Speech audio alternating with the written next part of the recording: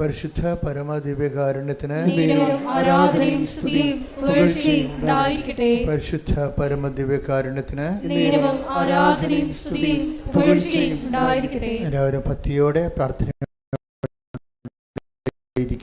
വെള്ളത്തിൻ്റെ ഒരു ഒഴുക്കാണ്. വെള്ളത്തിൻ്റെ ഒഴുക്കിനുള്ള പ്രകൃതി നിയമം ഒഴുക്കിനെ തടയാതിരിക്കുക എന്നുള്ളതാണ്. വെള്ളത്തിൻ്റെ ഒഴുക്കിനുള്ള ഒരു പ്രകൃതി നിയമം എന്താ? അവിടെ മാനുഷികമായ ഇടപെടൽ ഒഴുക്കിനെ തടയാതിരിക്കുക. ഇപ്പം മദ്രാസിലൊക്കെ വെള്ളപ്പൊക്കം വന്നപ്പോൾ അതിൻ്റെ പഴയ മദ്രാസ് പട്ടണത്തിൻ്റെ പഴയ ബ്ലൂ പ്രിൻറ്റിൽ ഒത്തിരിയേറെ അരുവികളും പുഴകളും ഒഴുകിക്കൊണ്ടിരുന്ന സ്ഥലമാണ്. പിന്നീട് വർഷകാലത്ത് വേനൽക്കാലം വന്നപ്പോൾ ആൾക്കാർ വെള്ളമൊഴുക്കിനെക്കുറിച്ച് മറന്നു, അവിടെ എല്ലാം വീട് വെച്ചു. പിന്നീട് വർഷം വന്നപ്പോൾ, മഴ വന്നപ്പോൾ സ്വാഭാവികമായിട്ട് വെള്ളം ഒഴുകണ സ്ഥലത്ത് കൂടി വെള്ളം ഒഴുകിപ്പോയപ്പോൾ തടസ്സമുള്ളത് കൊണ്ട് വെള്ളപ്പൊക്കം ഉണ്ടായി. അതാണ്ട് ഇതുപോലെ തന്നെ ഉടമ്പടിക്കൊരു സ്വാഭാവികമായ ഒഴുക്കുണ്ട്.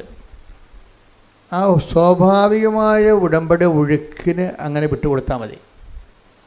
അപ്പം എന്താ സംഭവിക്കുന്നത്? ബാക്കി ഇതിൻ്റെ നമുക്ക് കൃപാസനത്തിൽ മരിയൻ ഉടമ്പടിക്ക് റിസ്ക് ഇല്ലാത്തത് എന്താണെന്നറിയാമോ? റിസ്ക് ഇല്ലാത്തതിന് കാരണം പല വിഷയങ്ങൾ. ഇപ്പോൾ ഞാനൊരു സാക്ഷ്യം കേട്ടുകൊണ്ടിരിക്കുകയായിരുന്നു. അപ്പോൾ ആ സാക്ഷ്യത്തിൽ ഒരു പ്രൊഫസറാണ്, പ്രൊഫസർ ടോയ് തോമസ്. അപ്പോൾ അദ്ദേഹത്തിൻ്റെ വൈഫിനാണ് അസുഖം ക്യാൻസറാണ്. അതിവിടെ വന്ന് ഉടമ്പടി ചെയ്തു. ആദ്യത്തെ പ്രാവശ്യം അച്ഛനെ കണ്ടു. പിന്നെ കാര്യമായ ഒരു ഭേദം ഈ രോഗത്തിനുണ്ടാകുന്നുണ്ട്. അപ്പോൾ വീണ്ടും അവർ ഇവിടെ അച്ഛനെ കാണാൻ വന്നു. അപ്പോൾ ഓഫീസിൽ നിന്ന് പറഞ്ഞു 90 പ്രാവശ്യം കണ്ടതിന് ശേഷം പിന്നീട് 90 ദിവസം കഴിഞ്ഞിട്ടില്ല, അപ്പോൾ അവിടെ കാണാൻ പ്രയാസമാണെന്ന് പറഞ്ഞ് അവർ മടക്കി വിട്ടു. അത് കറക്റ്റായ കാര്യമാണ്. ഒരു പ്രാവശ്യം കണ്ടു കഴിഞ്ഞാൽ പിന്നീട് കാണണമെങ്കിൽ കാര്യം ഉടമ്പടി എന്ന് പറയണത് അച്ഛനെ കാണുന്നതല്ല പ്രശ്നം, അവൻ പറയണത് പോലെ ചെയ്ത് ജീവിക്കുന്ന വിഷയമാണ്. അവിടെ അച്ഛനെ കാണുന്നൊരു വിഷയം അവിടെ ഇതിൻ്റെ ഇല്ല. പിന്നെ എമർജൻസി ചില കാര്യങ്ങൾ നമ്മൾ കാണുന്നതേ ഉള്ളൂ. ഉടമ്പടിയുടെ ഒഴുക്കെന്ന് പറയണത് അവൻ പറയണത് പോലെ ദൈവസ്നേഹത്തോടെ ചെയ്യുന്ന കാര്യങ്ങൾ ദൈവസ്നേഹത്തോടെ ചെയ്യണമെന്നേ ഉള്ളൂ, ചെയ്ത് ജീവിക്കുക, അത്രേ ഉള്ളൂ. അല്ലാതെ എൻ്റെ സ്വാഭാവികമായ ഒഴുക്ക് അതാണ്. നമുക്ക് റിസ്ക് ഇല്ലെന്ന് ഞാൻ പറഞ്ഞതിൻ്റെ കാരണം,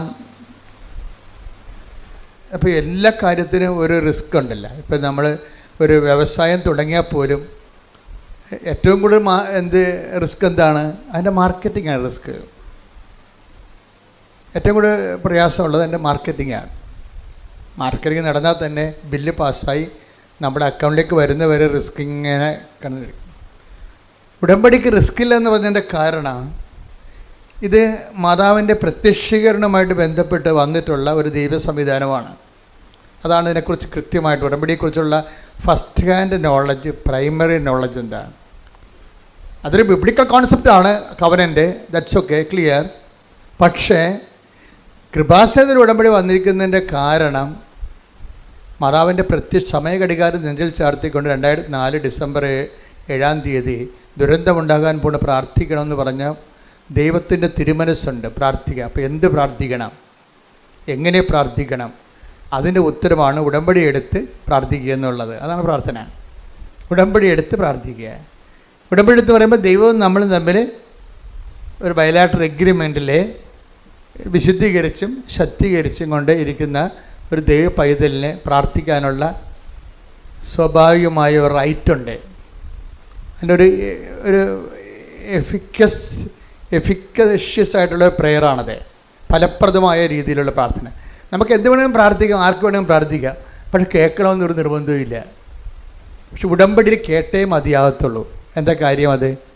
അത് ഉടമ്പടി പ്രകാരമാണ് നമ്മൾ അതിൻ്റെ അകത്ത് ദൈവമായിട്ട് ഇൻട്രാക്ട് ചെയ്യണത്. കാര്യം ഉടമ്പടി എന്തിനെ ബേസ് ചെയ്ത് നിൽക്കണതാണ്? ദൈവത്തിൻ്റെ വാഗ്ദാനങ്ങളെ ബേസ് ചെയ്താണ് നിൽക്കുന്നത്. അല്ലാതെ വിശ്വാസത്തെ അല്ല. നമ്മൾ വിശ്വാസികളായതുകൊണ്ട് പ്രാർത്ഥിക്കണമല്ല. ഉടമ്പടി വിശ്വാസത്തെ അല്ല അടിസ്ഥാനപ്പെടുത്തിയിരിക്കുന്നത്. മറിച്ച് എന്താണ്? ഉടമ്പടി വിശ്വാസം അതിലുണ്ട്, തീർച്ചയായിട്ടും. കറണ്ടില്ലാതെ ഫാൻ കറങ്ങത്തില്ലല്ലോ, വിശ്വാസം അതിലുണ്ട്. പക്ഷേ ഇതിൻ്റെ മെക്കാനിസം എന്ന് പറയണത് എന്താണ്? അത് മാതാവിൻ്റെ പ്രത്യക്ഷീകരണം ആരുടെ സബ്ജക്റ്റാണ്? നമ്മുടെ സബ്ജക്റ്റ് അല്ല. ജോസഫ് അച്ഛൻ വല്ല മെമ്മോറാണ്ടം കൊടുത്തിട്ടാണ് മാതാവ് പ്രത്യക്ഷപ്പെട്ടത്? ഇല്ല. അതാണ് വിഷയം. അതെപ്പോഴും നിങ്ങൾ അതിനെക്കുറിച്ച് എൻ്റെ ലളിതമായ വശങ്ങളെ ലളിതമായിട്ട് മനസ്സിലാക്കണം. ഇത് മുഴുവൻ റിസ്ക് കവർ ചെയ്യണ ദൈവത്തിൻ്റെതാണ്. ഇതാണ് ഞാൻ പറഞ്ഞത്, ഉടമ്പടി ഒരു സ്വാഭാവികമായ ഒഴുക്കാണ്. അതിൻ്റെ ഒഴുക്കിനകത്ത് നിങ്ങൾ ഒഴുകിയാൽ മതി, ബാക്കി ചെയ്യേണ്ടതെല്ലാം കർത്താവ്. റിസ്ക് നമുക്കില്ല അതിൻ്റെ അത്. എന്താ കാര്യം? ദൈവത്തിൻ്റെ ഒരു ആവശ്യമാണ് എന്ത്? മാതാവിൻ്റെ പ്രത്യക്ഷീകരണം സഭ ഏറ്റെടുക്കുക എന്നുള്ളത്. എന്തിനാണ്? സഭ മാതാവിനെ അംഗീകരിക്കുകയും അതുപോലെ തന്നെ മാതാവിൻ്റെ മാതൃക അനുഷ്ഠിക്കുകയും ചെയ്യുന്നത് ഏറ്റവും കൂടുതലുള്ളത് കത്തോലിക്ക സഭയിലാണ്. അത് നിങ്ങൾക്കറിയാം. അതുകൊണ്ടാണ് ഇത്രയും പ്രത്യക്ഷീകരണങ്ങളെല്ലാം ലൂർദ്, ഫാത്തിമ, മജ്ജിഗോറ, ഈ പ്രത്യക്ഷീകരണം എല്ലാം വരണത് കാത്തലിക് മേഖലയിലാണ് വരണത്.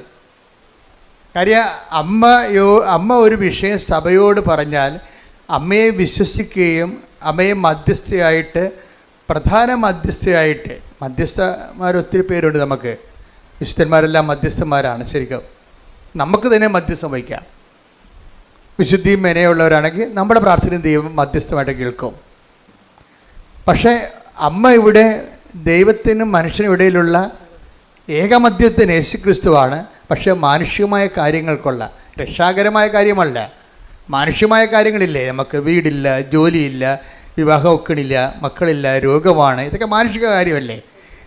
ഏകരക്ഷകൻ എന്ന കൺസെപ്റ്റ് ഈ മനുഷ്യൻ്റെ വീണ്ടെടുപ്പ് നടത്തിയ ദേശമാണ്. അതിന് ഒരു കോംപ്രമൈസും ഇല്ലത്. കർത്താവല്ല, വേറെ ആരും അവിടെ ഇല്ല. ആ സ്പേസിൽ ഏകരക്ഷകനായിട്ട് ക്രിസ്തു മാത്രമേ ഉള്ളൂ. മറിയത്തിൻ്റെ സ്പേസ് എന്ന് പറഞ്ഞാൽ മാനുഷിക ആവശ്യങ്ങളുടെ മേലെ, പ്രത്യേകിച്ച് വേറെ ഒത്തിരിയേറെ മറിയൻ റാങ്കുകളുണ്ടെങ്കിലും സുവിശേഷം തുറക്കപ്പെടുന്നത് അവർക്ക് വീഞ്ഞില്ല എന്ന് അസമയത്ത് പോലും ഈശോൻ്റെ മുമ്പിൽ ആധികാരികമായിട്ട് പറഞ്ഞ് അതിന് സമാധാനം ഉണ്ടാക്കാൻ വേണ്ടി ദൈവം നിശ്ചയിച്ചിരിക്കുന്നതാണ്. അമ്മ കൈയടിച്ച് ശ്രദ്ധിക്കട്ടെ.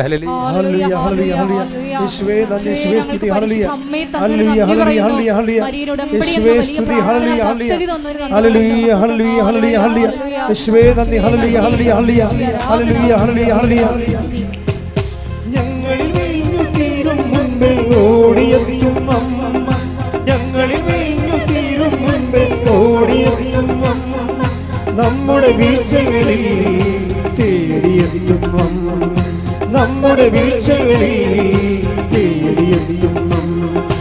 അമ്മേ ആശ്രയമേ, അമ്മേ ശാശ്വതമേ, അമ്മേ ആശ്രയമേ, അമ്മേ ശാശ്വതമേ, മക്കളാം ഞങ്ങൾക്കെന്ന് ആനന്ദമേ, മക്കളാം ഞങ്ങൾക്കെന്ന് ആനന്ദമേ. പരിശുദ്ധ പരമദിവ്യകാരുണ്യത്തിന് ആരാധനയും സ്തുതിയും പുകഴ്ചയും ഉണ്ടായിരിക്കട്ടെ. പരിശുദ്ധ പരമദിവ്യകാരുണ്യത്തിന് ആരാധനയും സ്തുതിയും പുകഴ്ചയും ഉണ്ടായിരിക്കട്ടെ. നമ്മൾ രണ്ട് പോയിന്റ്സിലാണ് വ്യക്തത വന്നിരിക്കുന്നത്. ഒന്നെന്താണ്? ഉടമ്പടിക്ക് ഒരു സ്വാഭാവികമായ ഒഴുക്കുണ്ട്, അതിനെ തടയരുത്, ഇല്ലേ? സ്വാഭാവിക ഒഴുക്ക്. രണ്ടാമത്തെ പോയിന്റ് എന്താ പറഞ്ഞത്? ഉടമ്പടി നമുക്ക് റിസ്ക് ഇല്ല, സീറോ റിസ്ക്കാണ്. എന്താ കാര്യം?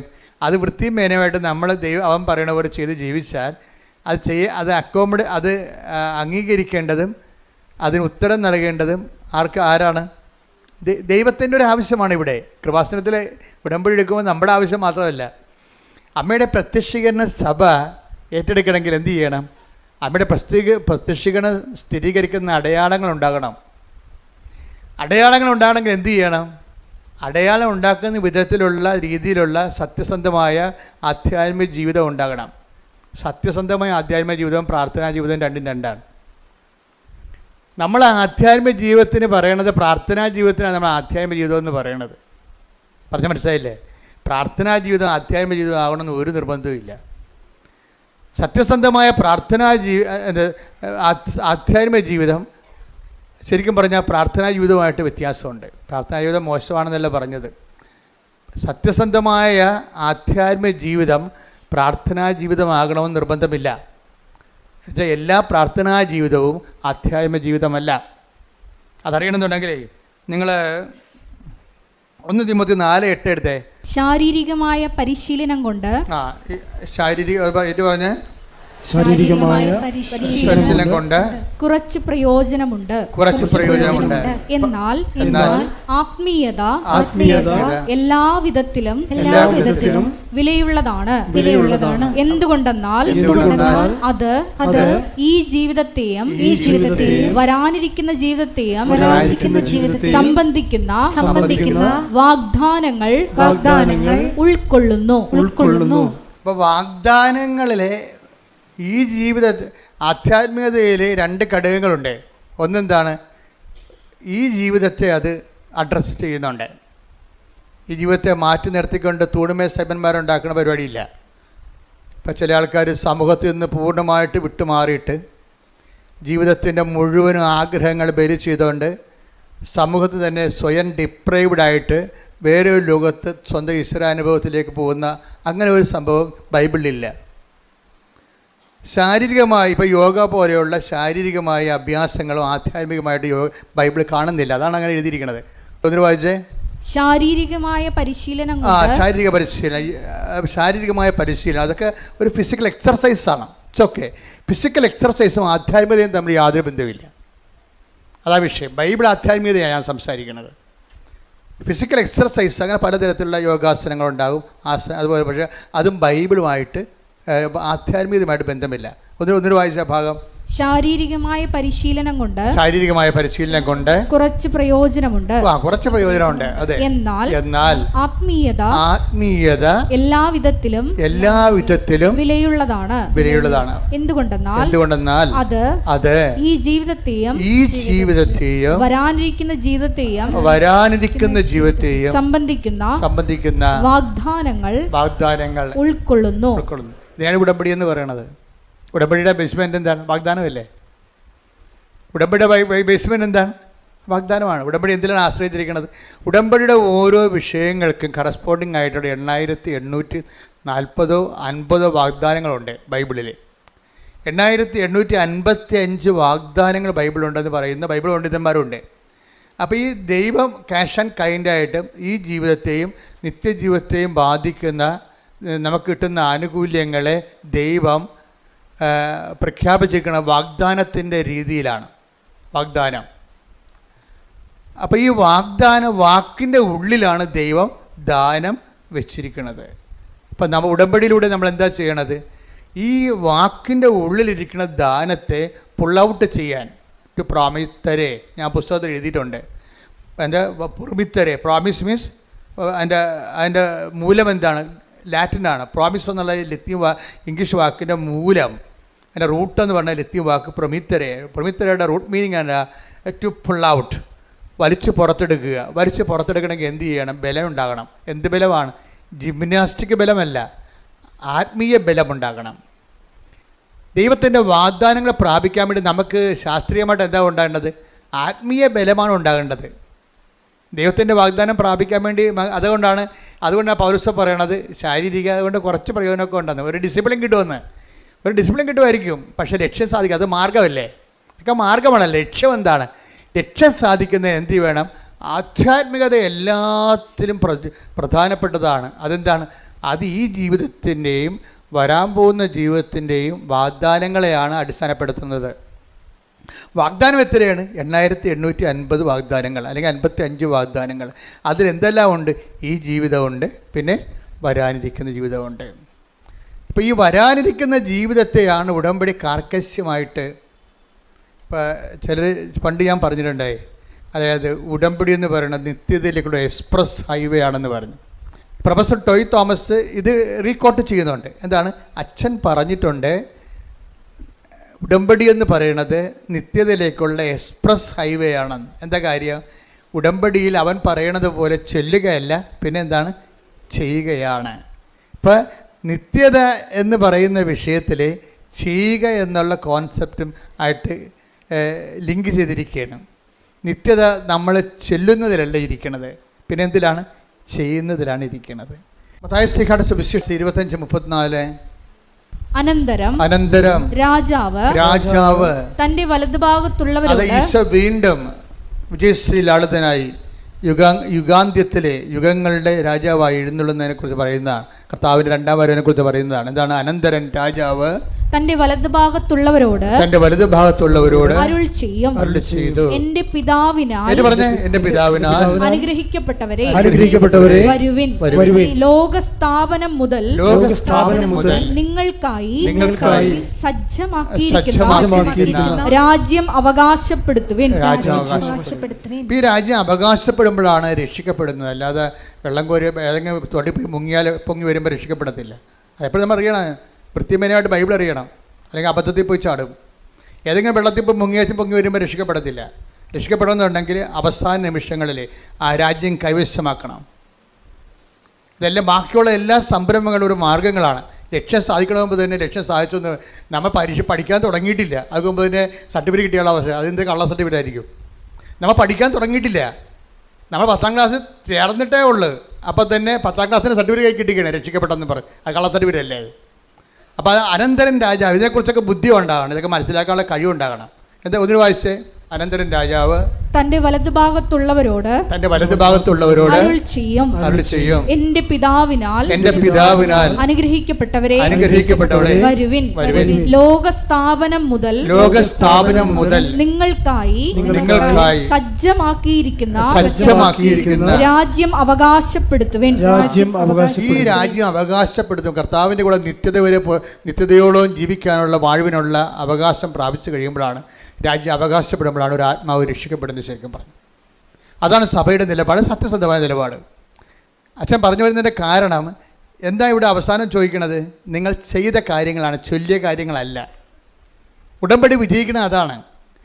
അവസാനം കർത്താവ് നമ്മളോട് ചോദിക്കണത് എന്താണ്? നമ്മൾ ചെയ്ത കാര്യങ്ങളാണ്. ഞാൻ രോഗിയായിരുന്നു, നിങ്ങൾ എന്നെ സന്ദർശിച്ചു. ഞാൻ നഗ്നനായിരുന്നു, നിങ്ങൾ എന്നെ ഉടുപ്പിച്ചു. എനിക്ക് വിശന്ന്, നിങ്ങളെനിക്ക് ഭക്ഷണം തന്നു. ഇപ്പോൾ ആൾക്കാർ ഏറ്റവും വലിയ ഞങ്ങൾ കാരുണ്യപ്രദം പറയുമ്പോൾ ഈ നഗ്നനെ ഉടുപ്പിക്കുന്ന പോലെ തന്നെയാണ് അറിവില്ലാത്തവർക്ക് അറിവ് പകർന്നു കൊടുക്കുന്നത്. ഇപ്പോൾ 2-3 സാക്ഷി ഞാൻ കേട്ടു. ഇന്നലെ ഒരു നോൺ ക്രിസ്ത്യനായിട്ടൊരു മോൾ പറഞ്ഞ്, ഞാൻ ചെയ്യുന്ന ഏറ്റവും നല്ല നന്മ പ്രവൃത്തി എന്ന് പറയുന്നത് എല്ലാവരെയും കൊണ്ട് ഞാൻ എൻ്റെ കൂട്ടുകാരെ കൊണ്ട് ഞാൻ ജർമ്മൻ പഠിപ്പിക്കും. എന്നിട്ട് ഞാൻ അവർക്ക് ട്യൂഷൻ എടുക്കും. ഞാൻ തന്നെ അവർക്ക് ട്യൂഷൻ എടുക്കും. അതാണ് അറിവില്ലാത്തവരെ പഠിപ്പിക്കുകയാണ് സംഭവം. ഇപ്പോൾ ഓരോരുത്തർക്കും നമുക്ക് ചെയ്യാൻ പറ്റുന്നതാണ് ചെയ്യാൻ പറ്റുന്നത് എപ്പോഴും. അതേപോലെ ഈ കാരുണ്യ പ്രവർത്തികൾ 7 എന്നല്ല, 7 70,000 ഉണ്ട്. അവർക്ക് ചെയ്യാൻ പറ്റുന്നത് അവൾ ചെയ്തു. ആരാണ്? ഈശോ പറഞ്ഞത് എന്താണ്? ഇപ്പം ചെയ്യാൻ പറ്റുന്നത് എല്ലാമാണ് ഉടമ്പടി ചെയ്യേണ്ടത്. ഇപ്പോൾ യുദാസ് പറഞ്ഞില്ലേ, വൈ ദിസ് വേസ്റ്റ് എന്ന് ചോദിച്ചില്ലേ? കർത്താവിൻ്റെ പദാന്തികത്തിൽ ബെഥനിയിലെ മറിയം സുഗന്ധം പൂശിയപ്പോഴേ എന്താ പറയുന്നത്? Why this waste? എന്തിനാണ് ഈ ഇങ്ങനെ വേസ്റ്റാക്കണ പണം? പാവത്തിന് കൊടുക്കാൻ പാടില്ല എന്ന് ചോദിക്കുമ്പോൾ കർത്താവിൻ്റെ ഉത്തരവ് എന്താണ്? അവൾക്ക് ചെയ്യാൻ take the word of God. മർക്കോസ് 14:8 ഇവൾക്ക് സാധിക്കുന്നത് ഇവൾ ചെയ്തു. എന്റെ സംസ്കാരത്തിന് വേണ്ടി അവൾ എന്റെ ശരീരം മുൻകൂട്ടി തൈലം പൂശുകയാണ് ചെയ്തത്. അപ്പൊ ഈശോ അഡ്മിറ്റ് ചെയ്തിരിക്കുന്നത് 7 കാരുണ്യ പ്രവൃത്തികളല്ല. എന്താണ്? ഓരോരുത്തർക്കും ഇവിടെ 700 കോടി മനുഷ്യരുണ്ടെങ്കിൽ 700 കോടി മനുഷ്യർക്കുള്ള 700 കോടി സാധ്യതകളുണ്ട്. നിങ്ങൾക്ക് ചെയ്യാം. ഇപ്പോൾ ആ മാളെന്ത് ചെയ്യുന്നതിനെ പറഞ്ഞ അശ്വതി എന്താ പറഞ്ഞത്? എനിക്ക് ജർമ്മൻ പഠിപ്പിക്കുന്നതാണ് എൻ്റെ ഒരു സാധ്യത. അതുകൊണ്ട് ഞാൻ എൻ്റെ കൂട്ടുകാരെ വിളിച്ചിരുത്തിയിട്ട് അവർക്ക് ജർമ്മൻ B1 പഠിപ്പിച്ചു കൊടുക്കും. നമ്മൾ B2 പാസ്സായതാണ്. അപ്പോൾ അതുകൊണ്ട് B1 പഠിപ്പിച്ചു കൊടുക്കും. ഉടമ്പടിയിൽ എന്തുമാത്രം നന്മ പ്രവർത്തികളാണ് നടക്കുന്നത്. കഴിഞ്ഞ ദിവസങ്ങളിലെ ജുബിൻ എന്നും പറഞ്ഞ ഒരു സാക്ഷിയുണ്ട്. എഞ്ചിനീയറിംഗ് സ്റ്റുഡൻ്റാണ്. 4 സപ്ലി ഉണ്ടായിരുന്നു കക്ഷിക്ക് ഉടമ്പടി എടുക്കുമ്പോൾ. അപ്പോൾ ഉടമ്പടി എടുത്തു കഴിഞ്ഞപ്പോൾ പുള്ളി അത് 7 സപ്ലി ആയിട്ട് കൂടി. അപ്പോൾ ജുബിൻ പറഞ്ഞേ അത് ഞാൻ മൈൻഡ് ചെയ്യില്ല. എന്താണ്? ഇപ്പം മാതാവിൻ്റെ കൂടെ ഉണ്ടല്ലോ. അപ്പോൾ ഉടമ്പടി എടുക്കുമ്പോൾ ഒരാളിനോടാണ് ചിലപ്പോൾ ഫസ്റ്റിൽ വണ്ടി ഒന്ന് അല്പം പുറകോട്ട് പോകും. മനസ്സിലായില്ലേ? എപ്പോഴും ശ്രദ്ധിച്ചേക്കണം. പക്ഷെ അത് നല്ല ജ്ഞാനമുള്ളത് കാരണം ഇവന് നല്ലൊരു ജ്ഞാനമുണ്ട്. അവൻ്റെ പഠിപ്പിനത്തെ ജ്ഞാനമുണ്ട്. അതുകൊണ്ട് എനിക്ക് കുഴപ്പമില്ല. അമ്മ ഉണ്ടല്ലോ കൂടെ. ഇപ്പം സപ്ലി കൂടിയേ 3 സപ്ലി കൂടി. പരീക്ഷയുടെ അരിയർ വന്ന് കൊടിച്ചിക വന്ന് തോറ്റു. 7 നേരത്തെ 4 തോറ്റുള്ളൂ, ഇപ്പോൾ 7 തോറ്റു. പക്ഷെ അതുകൊണ്ട് അവന് പ്രശ്നമില്ല. പല ആൾക്കാർക്കും പ്രശ്നം ഇതാണ്, അയ്യോ ഞാൻ ഉടമ്പടി എടുത്തല്ലോ എന്നിട്ട് ഇപ്പോൾ മുമ്പത്തൊക്കെ കടമായല്ല, മുമ്പത്തൊക്കെ പ്രശ്നമായല്ല എന്നല്ല. അങ്ങനെയല്ല. ഉടമ്പടി എടുത്തപ്പോൾ എന്താ ഉള്ളത്? അവൻ പറഞ്ഞ കറക്റ്റാണ് കാര്യം. ഇപ്പോൾ അമ്മ എൻ്റെ കൂടെ ഉണ്ടല്ലോ ഒന്ന്. അപ്പം ദൈവം എപ്പോഴും ശ്രദ്ധിക്കേണ്ടത് ഉടമ്പടിയുടെ ബേസിക്കായിട്ടുള്ള സംഭവം എന്താണ്? പ്രസൻസ് തന്നെയാണ്, ഒരു സംശയമില്ല. ഉടമ്പടിയുടെ ബേസിക് ഇത് നമ്മൾ ഒറ്റയില്ല. കാര്യം മനുഷ്യൻ്റെ വിഷയം ആദ്യകാലം പോലെ അങ്ങനെയല്ലേ. ആദ്യകാലം പോലെ ഇപ്പം പുരുഷനെ സൃഷ്ടിച്ചപ്പോൾ ദൈവം എന്താ പറയണത്? മനുഷ്യന് ഏകനായിരിക്കണത് അതൊരു നല്ല കാര്യമല്ലേ. കാര്യം ചിലപ്പോൾ അവന് നിരാശ കൊണ്ട് തന്നെ ചിലപ്പോൾ ആത്മഹത്യ ചെയ്ത് വരും. കാര്യം മനുഷ്യൻ്റെ ഒരു വിഷയം ഈ മനുഷ്യൻ്റെ ഒരു ക്രീച്ചർ ലെവലിൽ അങ്ങനെ ഏകസ്ഥമായിട്ട് അങ്ങനെ തുടരാൻ പാടാണ്. അതിനെന്ത് ചെയ്യും? അതിന് മനുഷ്യൻ രണ്ട് കാര്യം ചെയ്യും. ചില ആൾക്കാർ ചേർന്ന ഇണയെ മനുഷ്യമായിട്ട് കണ്ടെത്തും. ഭൂരിപക്ഷം പേർ അങ്ങനെ ചെയ്യും. ഞങ്ങളെപ്പോഴുള്ളവർ ദൈവസേവ ശുശ്രൂഷയായിട്ട് ദൈവസാന്നിധ്യം കണ്ടെത്തും. പക്ഷെ നിങ്ങൾക്കറിയാം, ഞങ്ങളെ ജയിക്കണ പാടിൽ നിങ്ങൾ ചിലപ്പോൾ തോറ്റുപോകണമെന്നല്ല ഞാൻ പറയണത്. അതായത് നിങ്ങളെ ഒരു ഇണയെ തിരഞ്ഞെടുത്തെന്ന് വിചാരിച്ചോ, ഈ ഇണയെ തിരഞ്ഞെടുത്തെന്ന് വിചാരിച്ചാലും ശരി, ഇണ ഉണ്ടെങ്കിലും ചില സമയത്ത് ഇണയില്ലാത്ത പോലെ നമുക്ക് ഫീൽ ചെയ്യും. ദൈവികതയിൽ അതില്ല. ഒരിക്കൽ തിരഞ്ഞെടുത്ത് കഴിഞ്ഞാൽ എന്നും കുന്നും നമുക്ക് ബോധം ഉണ്ടെങ്കിൽ നമുക്കിതിനെക്കുറിച്ച് സത്യസന്ധമായിട്ടാണ് നമ്മൾ ജീവിതം കമ്മിറ്റ് ചെയ്തിരിക്കണമെന്നുണ്ടെങ്കിൽ ഈ സാന്നിധ്യത്തിന് ഗ്യാരണ്ടീഡാണ്. പക്ഷേ വിവാഹത്തിലുള്ള സാന്നിധ്യം ഗ്യാരണ്ടീഡ് അല്ല ശരിക്കും പറഞ്ഞാൽ. അതുകൊണ്ട് നല്ല ശരിക്കും റിസ്ക് ഇല്ലെങ്കിൽ വിവാഹ ജീവിതം ആധ്യാത്മിക ജീവിതത്തേക്കാൾ പാടായിട്ട് വരും. ഇപ്പം ഇന്നലെ ഒരു ചേച്ചി എന്നോട് പറഞ്ഞ്, അച്ഛാ എൻ്റെ ജീവിത പങ്കാളി മറ്റു സ്ത്രീകളുമായിട്ട് ബന്ധമുണ്ട്, അവിശ്വസ്തതയാണെന്ന് പറഞ്ഞു. അതാണ് അവർ ഉദ്ദേശിക്കുന്നത്. ജീവിത പങ്കാളി കല്യാണം കഴിച്ചതാണ്. അപ്പോൾ എന്നാലും ആ ചേട്ടൻ മറ്റു സ്ത്രീകളുമായിട്ട് ബന്ധമുണ്ടെന്ന് പറഞ്ഞു. അപ്പോൾ ഞാൻ ചേച്ചിയോട് പറഞ്ഞ്, ചേച്ചിക്ക് എത്ര വയസ്സുണ്ടെന്ന് ചോദിച്ചു. അപ്പോൾ പറഞ്ഞു 43. ഞാൻ പറഞ്ഞ കണ്ടാൽ 63 തോന്നുന്നില്ല എന്ന് പറഞ്ഞു. അതെന്താ കാര്യം? എന്താ അങ്ങനെ പറഞ്ഞത്? ശരിയാണ്. ഞാൻ പോയി ഒന്നുമില്ലെങ്കിൽ നിങ്ങൾ പോയി ഡൈയെങ്കിലും ചെയ്യാൻ പറഞ്ഞു. എന്ന് വെച്ചാൽ അവരൊരു അമ്മാമ പരുവത്തിലിരിക്കുകയും അവർക്ക് അതിൻ്റെ ആവശ്യമില്ലേ, മര്യാദയ്ക്ക് ജീവിക്കാവേ. നമ്മൾ ശ്രദ്ധിക്കണം അല്ലേ? നമ്മുടെ പുരുഷൻ അല്ലെങ്കിൽ നമ്മുടെ സ്ത്രീ മറ്റൊരു ജീവിത പങ്കാളി തേറി പോകുന്നത് എന്തുകൊണ്ടാണ്? പോകാതിരിക്കാനുള്ള പ്രാഥമിക നടപടി ആരാ ചെയ്യേണ്ടത്? നമ്മളാ ചെയ്യേണ്ടത്. നിങ്ങളുടെ വീടിൻ്റെ വാതിക്ക് താക്കോൽ പോയിട്ട് കൃപാസന വാതിക്കോ നോക്കിയാൽ താക്കോൽ കിട്ടുക. അതാണ് പ്രശ്നം. നിങ്ങൾ ചെയ്യാനുള്ള സംഭവം. ഞാൻ ഇവിടെ ചേച്ചിയോട് പച്ചമ നടത്തി പറഞ്ഞു, എൻ്റെ സ്വഭാവം നിങ്ങൾക്ക് അറിയാവില്ല. അപ്പോൾ അവിടെ തന്നെ കാര്യങ്ങൾ പറയും. ദൈവികമായ കാര്യങ്ങളാണ് ദൈവികമായിട്ട് സംസാരിക്കും, മാനുഷികമായ കാര്യങ്ങളാണെങ്കിൽ മാനുഷികമായിട്ട് സംസാരിക്കും. ഇപ്പോൾ പണ്ട് ഞങ്ങൾ അപ്പോൾ ഉടനെ ചേച്ചി കാര്യം മനസ്സിലായി. നിങ്ങൾ ചില ചേച്ചിമാരുടെ ഒരു പ്രശ്നം വന്നത്, ഇനിയിപ്പോൾ എന്നാ നോക്കാനാണ്, കെട്ടി കഴിഞ്ഞത് പറയുകയും ചെയ്ത്, ഇനിയിപ്പോൾ ആരാ ബോധിപ്പിക്കാനാണ്? അപ്പോൾ ഇത്രയും നാൾ നിങ്ങൾ ബോധിപ്പിച്ചുകൊണ്ടിരിക്കുന്നത് കെട്ടാൻ പോണവനെ ബോധിപ്പിക്കാൻ പോകുകയല്ല ഞാൻ. പക്ഷേ ഇനിയാണ് ബോധിപ്പിക്കൽ കൂടുതൽ വേണ്ടി വരുന്നത്. വിവാഹ ജീവിതത്തിലുള്ള റിസ്ക് അതാണ്. ഈ കെട്ടിയവളെയും കെട്ടിയവനെയും മരണം വരെ ബോധിപ്പിക്കേണ്ടി വരും. അതുകൊണ്ട് വൃത്തിമേനോട് ജീവിക്കണം, ബോഡി കറക്റ്റ് ചെയ്ത് ജീവിക്കണം. അതുപോലെ തന്നെ ഈ വിവാഹ ബന്ധത്തിൽ തന്നെ ശാരീരിക ബന്ധമുണ്ട്. അതിൻ്റെ പ്രധാനപ്പെട്ട ഒരു ലക്ഷ്യം തന്നെ അതാണ്. ലക്ഷ്യങ്ങളിൽ ഒന്ന് അതാണ്. അപ്പോൾ അത് നമ്മൾ ശ്രദ്ധിക്കണം. നമ്മുടെ ബോഡി കറക്റ്റായി നിൽക്കുക, അത് ഭംഗിയായിട്ടിരിക്കുക, ഷെയ്പ്പായിട്ടിരിക്കുക. ഇതൊക്കെയെല്ലാം ദൈവം നമുക്ക് തന്ന വാഗ്ദാനത്തിൻ്റെ ഭാഗമായിട്ട് നമ്മൾ ഏറ്റെടുത്തിന കടമയുടെ ഭാഗമാണ്. ഞാൻ എന്താ പറഞ്ഞതെന്ന് ചോദിച്ചു കഴിഞ്ഞാൽ, ഇങ്ങനെയുള്ള ഓരോ വിഷയങ്ങൾ ജീവിതത്തിൽ വരുമ്പോൾ ആദ്യം നമ്മൾക്ക് ചെയ്യാനുള്ള കാര്യങ്ങൾ നമ്മൾ ചെയ്യണം. എന്നിട്ടാണ് ദൈവദൃശ്യത്തിനെതിരെ ഈ വിഷയം അവലാദ്യമായിട്ട് വെക്കേണ്ടത്. നമ്മൾ ചെയ്യേണ്ടതിനെ കൊന്ന് നമ്മൾ ജീവിതത്തിൽ ഇനിയിപ്പോൾ 2 പിള്ളേരായിപ്പോയി, ഇപ്പം എന്നാ നോക്കാനാ, ആരെ ബോധിപ്പിക്കാനാണെന്ന്. ജീവിതകാലം മൊത്തം ബോധിപ്പിക്കലല്ലേ? ബോധിപ്പിക്കാതെ എങ്ങനെ ജീവിക്കും? പഞ്ചായത്തുകാരെ ബോധിപ്പിക്കാതെ നിങ്ങളുടെ വീട്ടിൽ നിങ്ങൾക്ക് താമസിക്കാൻ പറ്റുമോ? നിങ്ങളൊന്ന് വീടിൻ്റെ ഒരു ഇറക്കം എടുത്തു നോക്കിയേ. പഞ്ചായത്തുകാർ അപ്പോൾ എന്തെങ്കിലും പറയും, ബോധിപ്പിക്കാൻ ജീവിക്കാം. പച്ച വെള്ളം വേണമെന്നുണ്ടെങ്കിൽ വാട്ടർ അതോറിറ്റിയെ ബോധിപ്പിക്കാൻ ജീവിക്കാൻ പറ്റുമോ? ഇല്ല. എല്ലാം ബോധിപ്പിച്ചേ ജീവിക്കാൻ പറ്റത്തുള്ളൂ. അപ്പോൾ നമ്മുടെ ജീവിതകാലം മുഴുവൻ മനുഷ്യനെയും ദൈവത്തെയും ബോധിപ്പിച്ച് മാത്രമേ ഈ പച്ചയായിട്ടുള്ള ജീവിത യാഥാർത്ഥ്യങ്ങളെ ഓവർടേക്ക് ചെയ്തിട്ട് കാര്യമില്ല. അതിനെ ഫേസ് ചെയ്യാണ് വേണ്ടത് ബുദ്ധിപൂർവമായിട്ട്. ശ്രുതിക്കട്ടെ ഹല്ലേലൂയ.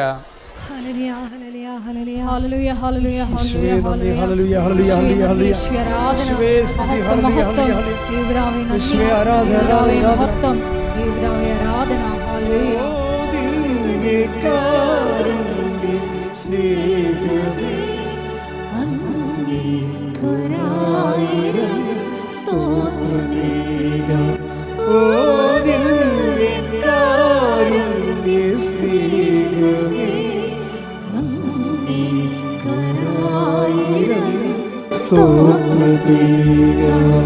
പരിശുദ്ധ പരമദിവ്യകാരുണ്യത്തിന് നേരവും ആരാധനയും സ്തുതിയും പുകഴ്ചയും ഉണ്ടായിരിക്കട്ടെ. പരിശുദ്ധ പരമദിവ്യകാരുണ്യത്തിന് നേരവും ആരാധനയും സ്തുതിയും പുകഴ്ചയും ഉണ്ടായിരിക്കട്ടെ. അപ്പോൾ എന്താ പ്രശ്നം വെച്ച് കഴിഞ്ഞാൽ, ഈ ആധ്യാത്മികത നേരത്തെ പറഞ്ഞ പോലെ തന്നെ ഈ ചില മനുഷ്യർ ആധ്യാത്മികത സ്വീകരിക്കാൻ ഇത്തിരി താമസിക്കും. അപ്പോൾ അവരോട് നിങ്ങൾ ഓർക്കും, ജോസഫ് അച്ഛൻ എന്താ ഇങ്ങനെ ജഡികമായിട്ട് സംസാരിക്കണം എന്ന് ചോദിക്കും. ചിലങ്ങനെ മനസ്സിൽ വിചാരിക്കുമെന്നുണ്ടാകും, ഇങ്ങനെയാണോ ഇതിൻ്റെ ഉത്തരം, ഇതിങ്ങനെ തന്നെയാണ് ഇതിൻ്റെ ഉത്തരം. എന്താ പ്രശ്നം വെച്ച് കഴിഞ്ഞാൽ, മനുഷ്യന്മാർ പലരും ഈ ക്രിസ്തുവിനെ സ്വീകരിക്കുന്നതിൻ്റെ കാര്യത്തിൽ ഡിഗ്രീസ് ഓഫ് വേരിയേഷൻസ് ഒത്തിരി ഉണ്ട്. എല്ലാവരും ഒരേ രീതിയിലല്ല. ഇപ്പം നല്ലവണ്ണം ക്രിസ്തുവിനെ സ്വീകരിച്ചവരാണെങ്കിൽ അവർക്ക് പിന്നെ ഈ പ്രശ്നമില്ലല്ലോ, അവർ വേറെ ജീവിത പങ്കാളിത്തേക്ക് പോകത്തില്ലല്ലോ, ഇല്ലേ? നല്ലവണ്ണം ക്രിസ്തുവിനെ സ്വീകരിച്ചവരാണെങ്കിൽ പോകത്തില്ല. ക്രിസ്തുവിനെ സ്വീകരിക്കാത്ത ഭർത്താക്കന്മാരില്ലേ, ഭാര്യമാരില്ലേ? ഉണ്ടല്ലോ. അതിലിപ്പം വചനെടുത്ത് 1 കൊറിന്ത്യൻസ് 2:14 എടുത്ത് ശ്രുതികട ഹല്ലേലൂയ ഹല്ലേലൂയ ഹല്ലേലൂയ ഹല്ലേലൂയ. യേശുവേ നന്ദി, യേശുവേ സ്തുതി, ഹല്ലേലൂയ. യേശുവേ ആരാധന ആരാധന ആരാധന. 1 കൊരിന്തോസ് 2:14. ലൗകിക മനുഷ്യന് അതേ കിടക്കണം. എന്താണ് സംഭവം? ലൗകിക ഒന്ന് പറഞ്ഞേ. ലൗകിക മനുഷ്യന് ദൈവാത്മാവിന്റെ ദാനങ്ങൾ ഭോഷത്വമാകയാൽ വേറെ ചെടിച്ചുമാരെ തിരക്കി പോണ ആ മനുഷ്യനോട് ഉടമ്പടിയെ കുറിച്ച് പറഞ്ഞ ഏക്കുക. എന്താ? അയാൾ ലൗകിക മനുഷ്യനാണ്. അയാൾ ചിലപ്പോൾ കത്തോലിക്കനാകാം, പക്ഷേ അയാൾ ലൗകിക മനുഷ്യനാണ്. കാര്യം എന്താണ്? യഥാർത്ഥ ക്രിസ്ത്യാനി ജീവിത പങ്കാളിയെ വഞ്ചിക്കത്തില്ല. ഉറപ്പല്ലേ? പിന്നെ പക്ഷെ അവൻ ക്രിസ്തുവിനെ സ്വീകരിക്കാനാകണം. ക്രിസ്തുവിനെ സ്വീകരിച്ച ആളെ. അതുകൊണ്ടാണ് പറയുന്നത്. എന്ത് വായിച്ചു? ലൗകിക മനുഷ്യന് ദൈവാത്മാവിന്റെ 1 കൊരിന്ത്യൻസ് 2:14 ഏറ്റു പറഞ്ഞ ലൗകിക മനുഷ്യന് ദൈവാത്മാവിന്റെ ദാനങ്ങൾ ഭോഷത്വമാകയാൽ അവൻ അത് സ്വീകരിക്കുന്നില്ല. ഈ ദാനങ്ങൾ ആത്മീയമായി വിവേചിക്കപ്പെടേണ്ടവയാകയാൽ അവ ഗ്രഹിക്കാനും അവന് സാധിക്കുന്നില്ല. അപ്പൊ ഈ സീറോ ആയിട്ടുള്ള വിശ്വാസത്തെ ഉള്ള ആൾക്കാരെ ഉടമ്പടിയിലൂടെ പതുക്കെ, കാര്യം ഇന്ന് സീറോ ഫെയ്ത്തിലിരിക്കുന്ന ആൾക്കാരെ പെട്ടെന്ന് ഉടമ്പടിയിൽ, ഇപ്പം നമുക്കറിയാമല്ലോ, ഇപ്പം 8ാം ക്ലാസ് വെച്ച് 6ാം ക്ലാസ് വെച്ച് പഠനം നിർത്തിയെന്ന് വിചാരിച്ചോ, ഇല്ലേ? അവർക്ക് 10ാം ക്ലാസ് അവരുടെ വയസ്സ് കഴിഞ്ഞിട്ടുണ്ടെങ്കിൽ 10-32 വയസ്സായിട്ടുണ്ടെങ്കിൽ ഗവൺമെൻറ് അവർക്കൊരു പ്രൊവിഷൻ കൊടുക്കും. എന്താണ്? 10ാം ക്ലാസ് നിങ്ങൾക്ക് എഴുതാവുന്ന. ഇപ്പോൾ ഉണ്ടായിരുന്നല്ലേ? അങ്ങനെ ഉണ്ടൊരു നിയമം, അല്ലേ? ഇതുപോലെ തന്നെയാണ് BAയും MAയും ഒക്കെ. അവർ +2 പണ്ട് പാസ്സായതാണ്. പിന്നെ കുറേ കാലത്ത് ഗ്യാപ്പ് വന്നുപോയി. ഇപ്പോൾ വയസ്സ് കയറുകയാണെങ്കിൽ ഗവൺമെൻറ് അവർക്ക് MA എഴുതാനുള്ള അനുവാദം കൊടുക്കും. ഉടമ്പടി ഇതാണ് സംഭവം. ഉടമ്പടി ചെയ്യണത് ഇതാണ്. എന്താ കാര്യം?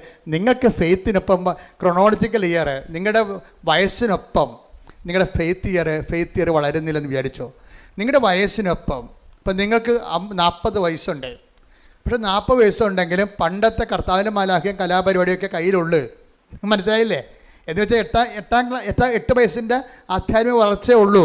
വയസ്സ് 40-40 നിങ്ങളുടെ ക്രൊണോളജിക്കൽ ഇയർ എന്ന് വെച്ച് കഴിഞ്ഞാൽ ജഡിക വളർച്ച, ജഡിക വയസ്സ് ആധ്യാത്മിക വയസ്സിൻ്റെ ചിലപ്പോൾ 5 ഇരട്ടിയാകാം. 8-40. 8 വയസ്സിൽ നിങ്ങൾക്ക് ഉണ്ടായിരുന്ന 8 വയസ്സെന്ന് പറയുമ്പോൾ 3ാം ക്ലാസ്സിൽ പഠിക്കുന്നു. ആ 3ാം ക്ലാസ്സിൽ പഠിക്കുമ്പോഴാണ് നമ്മൾ കർത്താവിൻ്റെ മാലാഖി കാര്യങ്ങളൊക്കെ പഠിക്കണം, വേദപുസ്തകം പഠിക്കണത്. പിന്നെ ആ മേഖലയിൽ പഠനങ്ങളൊന്നുമില്ല. വയസ്സിപ്പോൾ 40 ആയി. ഇപ്പോൾ എന്താ പറ്റിയിരിക്കണത്? ജഡിക വയസ്സ് വളർന്ന് വിശ്വാസ വളർച്ച 8ാം ക്ലാസ് വരെയേ ഉള്ളൂ. മനസ്സിലായ? ഇനി നമ്മൾ 40 വയസ്സിൻ്റെ പരീക്ഷ ഒപ്പം എഴുതണം. ഒറ്റ ഉടമ്പടിയിലാണ് നമ്മൾ സംഭവിക്കണത്. ഇത് ഒറ്റ ഉടമ്പടിയിൽ അവൻ പറയണ പോലെ വചനം ജീവിച്ച് കഴിയുമ്പോൾ എന്നാ പറ്റും? 2 ദിവസത്തിനുള്ളിൽ തന്നെ ഇവന് വിശ്വാസ വളർച്ച 40 വയസ്സ് വരെ എത്തും. ശ്രുതികട ഹല്ലേലൂയ. ഹല്ലേലൂയ ഹല്ലേലൂയ ഹല്ലേലൂയ ഹല്ലേലൂയ. യേശുവേ ആരാധന. ഹല്ലേലൂയ ഹല്ലേലൂയ ഹല്ലേലൂയ. യേശുവേ ഞങ്ങളുടെ ക്രോണോളജിയോടൊപ്പം തന്നെ വളരുവാൻ, കൂടുതൽ വളരുവാൻ ആരാധനയോടെ ഞങ്ങൾ അഭിഷേകം. അതായത് ഈ ഉടമ്പടിയുടെ ഏറ്റവും വലിയ ശക്തി എന്ന് പറയുന്നത്, ഇത് എത്ര ആധ്യാത്മികമായിട്ട് തോറ്റ് തുന്നമ്പാടി കിടക്കുന്നവനെയും അത് വൃത്തിമേനയായിട്ട് ഉടമ്പടിയിലേക്ക് അത് പ്രയോഗത്തിൽ കൊണ്ടുവരുമ്പോൾ പെട്ടെന്ന് ഇവൻ്റെ ഫെയ്ത്ത് ഇയർ അവൻ്റെ വയസ്സിനേക്കാൾ കൂടുതലാകും. നമുക്കറിയാമല്ലോ, എപ്പോഴും ഇപ്പം നമ്മളൊരു ലെൻസ് ഒരു തീപ്പെട്ടി കൊള്ളി എടുത്ത് വെച്ചു, അപ്പോൾ നമ്മൾ എന്നിട്ട് ലെൻസ് എടുത്തിട്ട് സൂര്യന് നേരെ പിടിച്ചു. അപ്പോൾ ലെൻസ് പിടിക്കുമ്പോൾ തന്നെ തീപ്പെട്ടിക്കുള്ളിൽ കത്തത്തില്ലല്ലേ. ആ ലെൻസിൻ്റെ സൂര്യപ്രകാശം ഫോക്കസ് ചെയ്തിട്ട് ആ മരുന്നിലേക്ക് ഒരു കുറച്ച് നേരം അങ്ങനെ ഫോക്കസ് ചെയ്യുമ്പോൾ തീപ്പെട്ടിക്കുള്ളിയുടെ മരുന്ന് വശം പുകഞ്ഞ് കത്തും. അതുപോലെ ഉടമ്പടി കൃത്യതയിലേക്ക് അവൻ പറയണ പോലെ ചെയ്യുമ്പോൾ ആ ചെയ്യാൻ പറ്റിയ ദൈവസ്നേഹം ഉണ്ടാകണം, ആ ചെയ്യാൻ പറ്റിയ ദൈവവിശ്വാസം ഉണ്ടാകണം, ആ ചെയ്യാൻ പറ്റിയ ദൈവപ്രത്യാശ ഉണ്ടാകണം. ഇതിന് അറിവിൻ്റെ പ്രത്യാശയുണ്ട്, അഭിഷേക പ്രത്യാശയുണ്ട്. അതാണ് വിഷയം. ഒരു വിഷയം നമ്മൾ അറിവിൽ ചെയ്യുമ്പോൾ അറിവിൻ്റെ പ്രത്യാശ ഉണ്ടാകത്തുള്ളൂ. ഒരു വിഷയം നമ്മൾ അനുഭവത്തിൽ ചെയ്യുമ്പോൾ അഭിഷേക പ്രത്യാശ ഉണ്ടാകും. അപ്പോൾ നിങ്ങൾ പറയാം, അച്ഛാ മനസ്സിലാകണില്ലെന്ന് പറയും. അത് മനസ്സിലാക്കി തരാം. അതെന്താ ഇപ്പോൾ സംഭവം വെച്ച് കഴിഞ്ഞാൽ, നമ്മൾ ദൈവസ്നേഹത്തോടെയാണ് നിങ്ങൾ അവൻ പറയണ പോലെ ചെയ്യണമെന്നുണ്ടെങ്കിൽ അത് പെട്ടെന്ന് നമുക്ക് ദൈവത്തെ അനുഭവിക്കാൻ പറ്റും. ദൈവസ്നേഹത്തോടെയാണ് നമ്മൾ ഓരോ വിഷയവും. ഇപ്പോൾ ഈ അദ്ദേഹത്തിൻ്റെ പ്രൊഫസർ ടോയ് തോമസ്, വൈഫിൻ്റെ അസുഖം അറിയാമല്ലോ. വൈഫിൻ്റെ ചെറിയ അസുഖമൊന്നുമല്ല. ആ വൈഫിൻ്റെ ആദ്യം ലിംഫോമ എന്ന് പറയുന്ന മുഴയുന്ന ക്യാൻസർ ആണെന്നാണ് ആദ്യം ഡിക്റ്റേറ്റ് ചെയ്തത്. പക്ഷേ അതിൻ്റെ സ്കാനിങ് റിപ്പോർട്ട് വന്നപ്പോൾ എന്താ സംഭവിച്ചിരിക്കണമെന്ന് അറിയാം. അത് ആ രോഗം അഡിനോ കസിനോവ എന്ന് പറഞ്ഞ അതായത് ക്യാൻസറിൻ്റെ 5ാം സ്റ്റേജായി. 5ാം സ്റ്റേജായെന്ന് വെച്ചാൽ പിന്നെ ഇനി അതിന് മരുന്നില്ല, അതിന് റേഡിയേഷൻ ഇല്ല, കീമോ ഇല്ല, ഓപ്പറേഷൻ ഇല്ല, ഒന്നുമില്ല.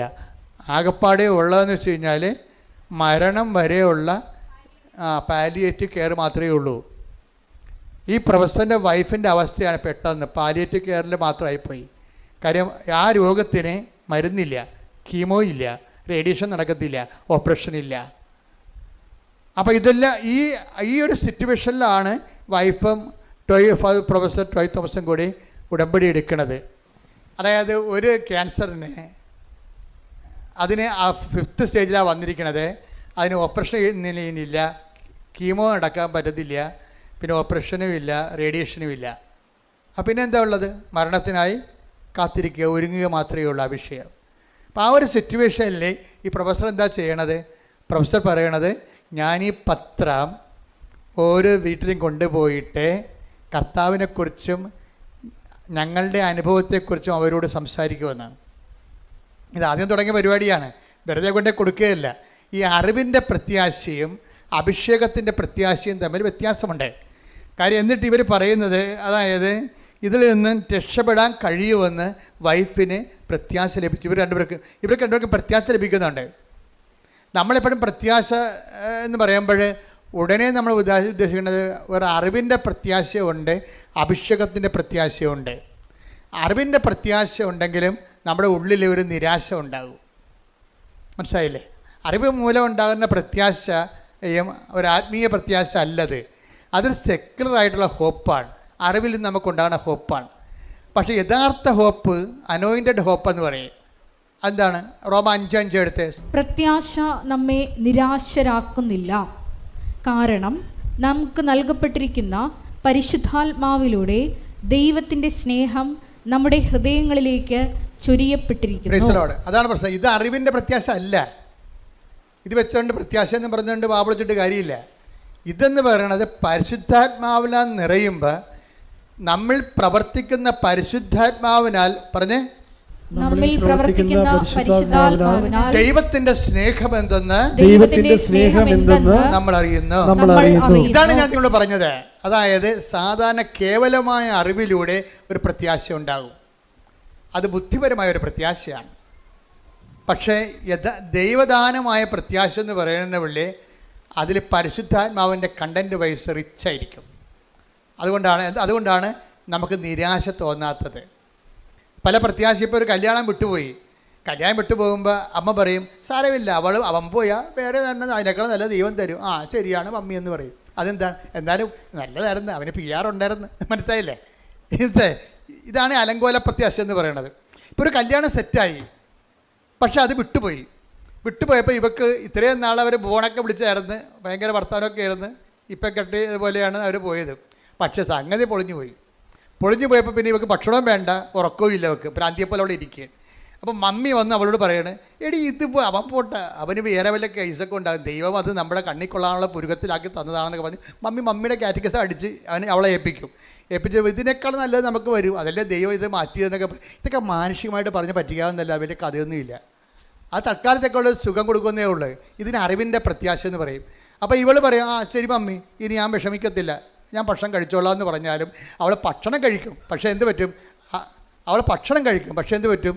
നിരാശ അവിടെ ഉള്ളിൽ. ഇപ്പോൾ നല്ലതായിരുന്നത്, അതിന് നല്ല അതിന് PR കിട്ടുമായിരുന്നു, ഇനി വലിയ കുഴപ്പമൊന്നുമില്ല, ഇനി ഏത് കാലമാടനാണോ വരാൻ പോണത് എന്നൊക്കെ ഓർത്തിട്ട് അവൾക്ക് ഭയങ്കര സംഘർഷം ഉണ്ടാകും. ഇത് ഇങ്ങനെ ഈ ഒരു വിഷയത്തിനാണ് നമ്മൾ നിരാശ ഉണ്ടാകും, പ്രത്യാശ ഉണ്ടാകും, പക്ഷേ അതേസമയം തന്നെ നിരാശ തോന്നിക്കുകയും ചെയ്യും. ഇവിടെ പരിശുദ്ധാത്മാവിന് പ്രത്യേകിച്ച് റോളൊന്നുമില്ല. അപ്പുറത്തെ കാര്യം എന്താണെന്ന്, ഇപ്പം ഇവർ ഈ മമ്മി പറഞ്ഞിട്ടുണ്ടായിരിക്കുന്ന പ്രത്യാശ മാനുഷികമായ അറിവിൻ്റെ പ്രത്യാശയാണ്. പക്ഷെ നമുക്ക് വേണ്ടത് എന്താണ്?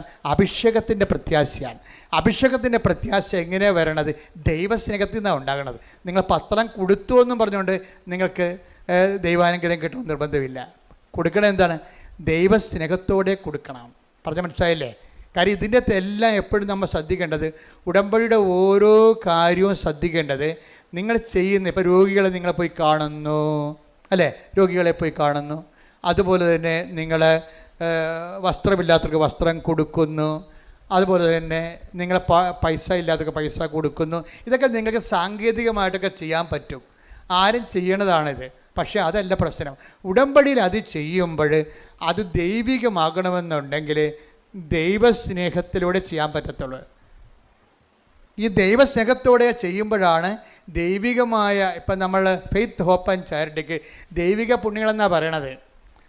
അപ്പോൾ അതിനെ ദൈവിക പുണ്യം എന്ന് പറയാൻ കാര്യം എന്താണ്?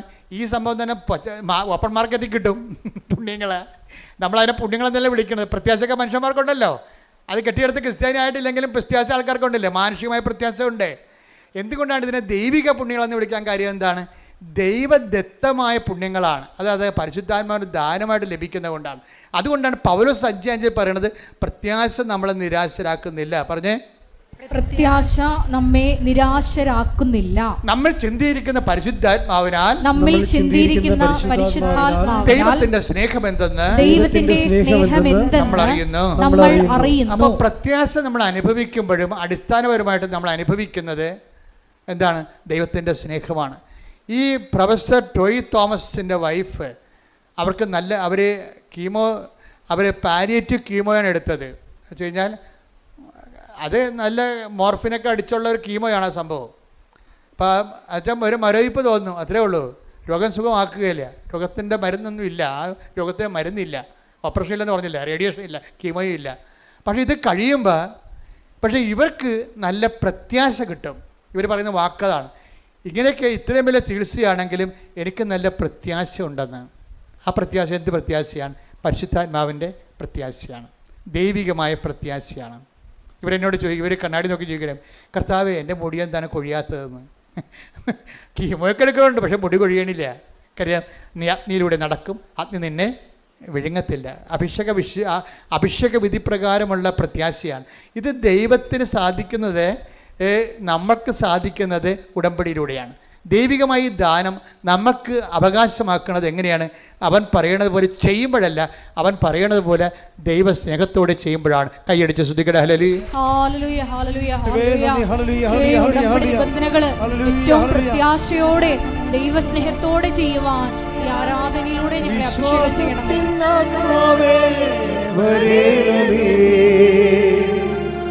ആശ്വാസത്തിനാത്മാവേ വരേണമേ, വിശ്വാസത്തിനാത്മാവേ വരേണമേ, ആശ്വാസത്തിനാത്മാവേ വരേണമേ, പരിശുദ്ധാത്മാവേ പാവനാത്മാവേ എൻ്റെ ഹൃദയത്തിൽ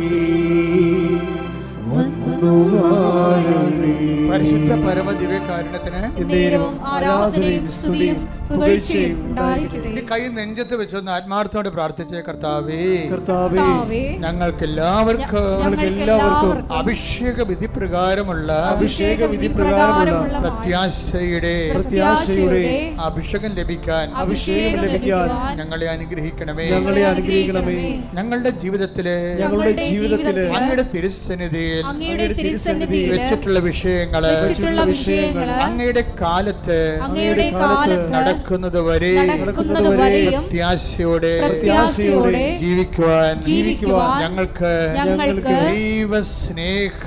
ദൈവസ്നേഹം സ്നിഗ്ധമായ പ്രത്യാശയാൽ അഭിഷേകം ചെയ്യണമേ. ഹല്ലേലൂയ, ഹല്ലേലൂയ, ഹല്ലേലൂയ. യേശുവേ നന്ദി, ആരാധന, ആരാധന. ഹല്ലേലൂയ, ഹല്ലേലൂയ. വിശ്വാസത്തിൻ ആത്മാവേ വരേണമേ, ആശ്വാസത്തിൻ ആത്മാവേ വരേണമേ, വിശ്വാസത്തിൻ ആത്മാവേ വരേണമേ, ആശ്വാസത്തിൻ ആത്മാവേ വരേണമേ, പരിശുദ്ധാത്മാവേ പാവനാത്മാവേ നിന്റെ ഹൃദയത്തിൽ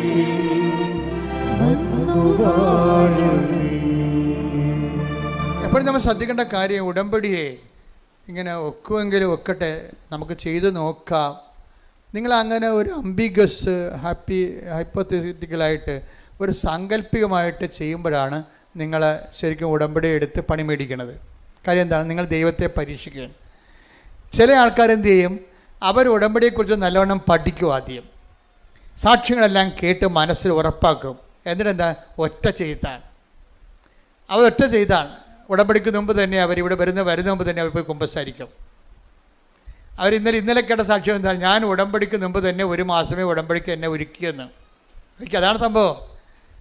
ഞാൻ ഉടമ്പടി ചെയ്യുന്നതിന് 1 മാസം മുമ്പ് തന്നെ ഞാൻ ഉടമ്പടിയിലാണെന്ന രീതിയിൽ ജീവിക്കാൻ തുടങ്ങിയെന്ന് പറഞ്ഞിരിക്കുക. എന്താണ്? സത്യസന്ധമായിട്ട് ഇൻവെസ്റ്റ് ചെയ്തിരിക്കുകയാണ്. അപ്പം അങ്ങനെ വരണ കാരണം എന്ന് വെച്ച് കഴിഞ്ഞാൽ അവർക്ക് ലാഗിങ് വരത്തില്ല. പക്ഷേ ലാഗിങ് വന്നില്ലേലും ഇങ്ങനെയുള്ള ആൾക്കാരെ സംബന്ധിച്ചിടത്തോളം ആന്തരിക അഭിഷേകമുള്ള കാരണം അവർക്ക് ടൈം പ്രശ്നമല്ലാതെ വരും. ഒരു കംപ്ലൈൻറ്റും ചെയ്യത്തില്ല. എന്താ കാര്യം? അതിന് ടൈം ആകുമ്പോൾ കർത്താവ് കൃത്യമായിട്ട് അത് ചെയ്യും. ഇപ്പം എന്താ വിഷയം എന്ന് പറയണത്? ഈ ഇപ്പം നിങ്ങൾക്കറിയാമല്ലോ, ഇപ്പോൾ ഈ പറഞ്ഞ ഈ പ്രൊഫസർ ടോയ് തോമസിൻ്റെ വിഷയം തന്നെ എടുക്കുക. അവർ ആ ചേട്ടായി എന്താ ചെയ്യണത്? അവർ കോളേജ് പ്രൊഫസറാണ്, പക്ഷേ ഇവരും അതുപോലെ തന്നെ ടീച്ചറാണ്. പക്ഷെ അവരെന്ത് ചെയ്യും? അവർ ഈ സിറ്റുവേഷനിലും മറ്റുള്ളവർക്ക് ഈ പത്രങ്ങളെ കൊണ്ടുപോയി എല്ലായിടത്തും പറഞ്ഞിട്ട് അവരുടെ അനുഭവം എന്ന് പറഞ്ഞാൽ എന്താണെന്നറിയാവോ? അവിടെ അനുഭവം എന്ന് പറഞ്ഞാൽ അവരുടെ രോഗത്തിന് എന്താ സംഭവിച്ചിരിക്കുന്നത്? റേഡിയേഷൻ പറ്റത്തില്ല, ഓപ്പറേഷൻ പറ്റത്തില്ല, കീമോ പറ്റത്തില്ല. പക്ഷേ എന്ത്? പാലിയേറ്റീവ് കീമോ, മരിക്കാനുള്ള കീമോ കൊടുത്തിരിക്കുക. ആ സംഭവം പക്ഷേ ഒരു കീമോ കഴിഞ്ഞ് 2 കീമോ 3ാമത്തെ കീമോ ടെസ്റ്റ് ചെയ്ത് നോക്കിയപ്പോൾ 99% ഇവർ സുഖപ്പെട്ടിരിക്കണം. അപ്പോൾ ഇവരുടെ അനുഭവങ്ങൾ പറഞ്ഞാണ് ഇവർ ആൾക്കാർക്ക് പത്രങ്ങൾ കൊടുക്കുന്നത്. എന്നുവെച്ചാൽ അത് കൊടുത്ത് ഒപ്പിച്ച് തീർക്കുന്ന ഒരു കാര്യമല്ല, മറിച്ച് എന്താണ്? അത് തന്നെ ഒരു ജോലിയാണ്, പ്രേക്ഷിത പ്രവർത്തനമാണ് ഉടമ്പടി. കാര്യം കാര്യം ഇത് ആദ്യമേ തന്നെ ഞാൻ തുടങ്ങിയപ്പോൾ തന്നെ പിശാച് പല്ലും നഖവും കൊണ്ട് പത്രത്തെ എതിർത്തായിരുന്നു. ഇപ്പം ഞാൻ 3-4 പേര് ഇതിൻ്റെ ഒരു കീബോർഡിൽ നിൽക്കുന്ന ആൾക്കാരുണ്ട്. ഞങ്ങൾക്ക് ഇതിനെക്കുറിച്ച് ഐഡിയ ഉണ്ട്, വ്യക്തമായ ഐഡിയ ഉണ്ട്. അപ്പോൾ എന്തെല്ലാം ലോകം മുഴുവനും തലകുത്തി മറിഞ്ഞാലും ഞങ്ങളുടെ തലകുത്തി മറിയത്തില്ല. എന്താ കാര്യം? ഇപ്പം ഞാൻ തന്നെ നിങ്ങളുടെ വിഷയത്തിൽ ഞാൻ എപ്പോഴും സംസാരിക്കണം. എന്താ കാര്യം? ഈ വിഷയത്തിൻ്റെ ഇപ്പം ഞാൻ ജീവിച്ചിരിക്കുന്നതോളം കാലം ഫസ്റ്റ് ഹാൻഡ് പ്രൈമറി വിറ്റ്നസ് ഞാനാണ്. മാതാവ് പ്രത്യക്ഷപ്പെടേണ്ട കണ്ടത് ഞാൻ മാത്രമേ അമ്മയെ കണ്ടുള്ളൂ, സത്യമായിട്ടും കണ്ടുള്ളൂ. പക്ഷേ ഇന്ന് ലക്ഷക്കണക്കിന് മനുഷ്യർ അമ്മയെ കാണുന്നുണ്ട്, അനുഭവത്തിലൂടെ നേരെയും. ഇപ്പോൾ തന്നെ പ്രൊഫസർ ജോയ് തോമസിൻ്റെ ഈ ക്യാൻസർ വന്നിരിക്കുന്ന ചേച്ചി ഒരു ദിവസം വചനം കേട്ടോണ്ടിരിക്കുക പറയും, ഇന്ന് കഠോരമായ രോഗത്തിലിരിക്കുന്നവർ മാതാവിൻ്റെ സാന്നിധ്യം മഴവില്ല് പോലെ കാണുമെന്ന് പറഞ്ഞ് അതുപോലെ തന്നെ കണ്ട്. അതെന്താ കാര്യം വെച്ച് കഴിഞ്ഞാൽ ഈ വിശ്വാസത്തിൽ ദൈവത്തെ അന്വേഷിക്കുന്നവർക്ക് ദൈവം സമീപസ്ഥനാണ്. ഹൃദയ പരമാർത്ഥതയോടെ take the bed of God. സ്തുതിക്കട്ടെ. ഹല്ലേലൂയ, ഹല്ലേലൂയ, ഹല്ലേലൂയ, ഹല്ലേലൂയ. യേശുവേ നന്ദി. ഹല്ലേലൂയ, ഹല്ലേലൂയ, ഹല്ലേലൂയ. യേശുവേ ആരാധന, ആരാധന, ആരാധന. യേശുവേ നന്ദി. മഹത്വം, മഹത്വം, മഹത്വം, മഹത്വം. ഹല്ലേലൂയ, ഹല്ലേലൂയ, ഹല്ലേലൂയ. 145 സങ്കീർത്തനം 18 തിരുവചനം. സങ്കീർത്തനം 145:18. തന്നെ വിളിച്ചപേക്ഷിക്കുന്നവർക്ക് ഹൃദയ പരമാർത്ഥതയോടെ വിളിച്ചപേക്ഷിക്കുന്നവർക്ക് കർത്താവ് സമീപസ്ഥനാണ്. കളങ്കമില്ലാതെ പരമാർത്ഥത വേണം. അല്ല വെക്കുവോ? അച്ഛൻ പറഞ്ഞ് ശരിയായിരിക്കുവോ? അത് മഴവില്ല് ചുമ്മാ കണ്ടതല്ലേ? ആകാശത്ത് കാണാൻ മഴവില്ലൊക്കെ പിന്നെ അച്ഛൻ പറഞ്ഞതാണ്. അച്ഛൻ പറഞ്ഞില്ല, പറഞ്ഞില്ലെങ്കിലും മഴവില്ല് അവിടെ ഉണ്ടാകത്തില്ലേ? ഇങ്ങനെയൊക്കെ എന്ത് വേണമെങ്കിൽ നമുക്ക് സംശയിക്കാം. അതുകൊണ്ട് തന്നെയാണ് ഹൃദയ പരമാർത്ഥതയോടെ. കാര്യം എന്താണ്? കർത്താവ് എന്നോട് സംസാരിച്ചതാണെന്ന് അതൊക്കെ അറിയാമല്ലോ. ദൈവവിധി പ്രകാരമുള്ള ദൈവഹിതപ്രകാരമുള്ള ദർശനങ്ങളുണ്ടാകും. അപ്പോൾ ആ വ്യക്തിക്ക് അത് ഉദ്ദേശിക്കുന്നുണ്ടെങ്കിൽ ആ വ്യക്തിക്ക് അതിൻ്റെ ഇൻ്റർപ്രിട്ടേഷൻ കൊടുത്തിരിക്കും ദൈവം. ഇങ്ങനെയല്ല നമ്മൾ സ്വപ്നത്തിലൂടെ ഓരോ കാര്യങ്ങൾ വിവേചിക്കണത്. ദൈവഹിതപ്രകാരമുള്ള ദൈവം ഉദ്ദേശിച്ചിട്ട് കൊടുക്കുന്ന സ്വപ്നങ്ങളുണ്ട്, ദൈവം ഉദ്ദേശിച്ചിട്ട് കൊടുക്കുന്ന ദർശനങ്ങളുണ്ട്. അതെന്താണ്? അതിൻ്റെ പ്രിൻ്റ് ഔട്ട് ഉൾപ്പെടെയാണ് അതിൻ്റെ ആ വ്യക്തിയെ അഡ്രസ്സ് ചെയ്യണത് വിത്ത് അഡ്രസ്സാണ് കൊടുക്കണത്. കാര്യം എന്താണ്? ഇത് എന്നെക്കുറിച്ച് പറഞ്ഞതാണെന്ന് ആന്തരികമായ ബോധ്യം എനിക്ക് കിട്ടും. Praise the Lord. ദൈവഹിതപ്രകാരമുള്ള ദർശനങ്ങൾക്കോ സ്വപ്നങ്ങൾക്കോ ദൈവം നിങ്ങൾക്ക് തന്നെ ബോധ്യപ്പെടുത്തി തരും. എന്താണ്? ഇത് നിങ്ങളെ തന്നെ ഉദ്ദേശിച്ച് ചെയ്തിട്ടുള്ളതാണെന്ന് പറയും. അത് പറയുന്ന സമയത്ത് ചിലർക്ക് കുളിരോടുന്ന പോലുള്ള ശാരീരികമായ ഫിസിക്കൽ ഫിനോമിന ഉണ്ടാകും. ദൈവാനുഭവത്തിന് ഒത്തിരിയേറെ രസകരമായ അനുഭവങ്ങളുണ്ട്. കാര്യം അത് പറഞ്ഞുകൊണ്ടിരിക്കുന്ന സമയത്ത് രണ്ടുപേരുടെ ഇരട്ട അഭിഷേകം എന്ന് പറയും. പറയുന്നവർക്കും കേൾക്കുന്നവർക്കും ഒരേ സമയം തന്നെ ആന്തരികമായ ഈ ബോഡിയിൽ തന്നെ ഫീലിംഗ് ചെയ്യും. ഒരു പ്രത്യേക നമ്മൾ ഒരു പൂരണിപ്പ് എന്നൊക്കെ പറയുന്ന പോലെ രീതിയിലുള്ള ഒരു ഫീലിംഗ് നമുക്കുണ്ടാകും. കേൾക്കുന്നവർക്കും ഉണ്ടാവും, പറയുന്നവർക്കും ഉണ്ടാവും. അപ്പോൾ എന്താണ്?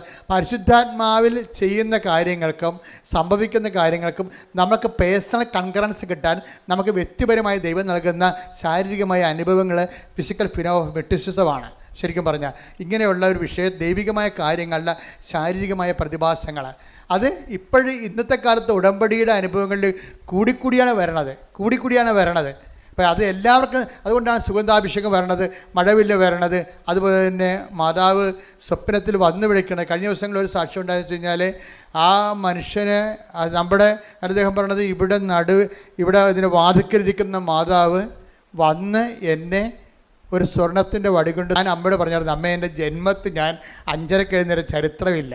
എനിക്ക് 35 വയസ്സായി. 35 കൊല്ലത്തിനുള്ളിൽ ഇന്ന് വരെ ഞാൻ 8 മണിക്കൊക്കെയാണ് എഴുന്നേൽക്കണത്. ഞാനെങ്ങനെയാണ് 5:30 എഴുന്നേൽക്കണത്? അപ്പോഴെന്ത് ചെയ്ത് അമ്മ കറക്റ്റ് 5:29 ആയപ്പോൾ കൃപാസം വാദിക്കാൻ നിൽക്കുന്ന മാതാവ് വന്ന് എന്നെ തോണ്ടി വിളിച്ചു.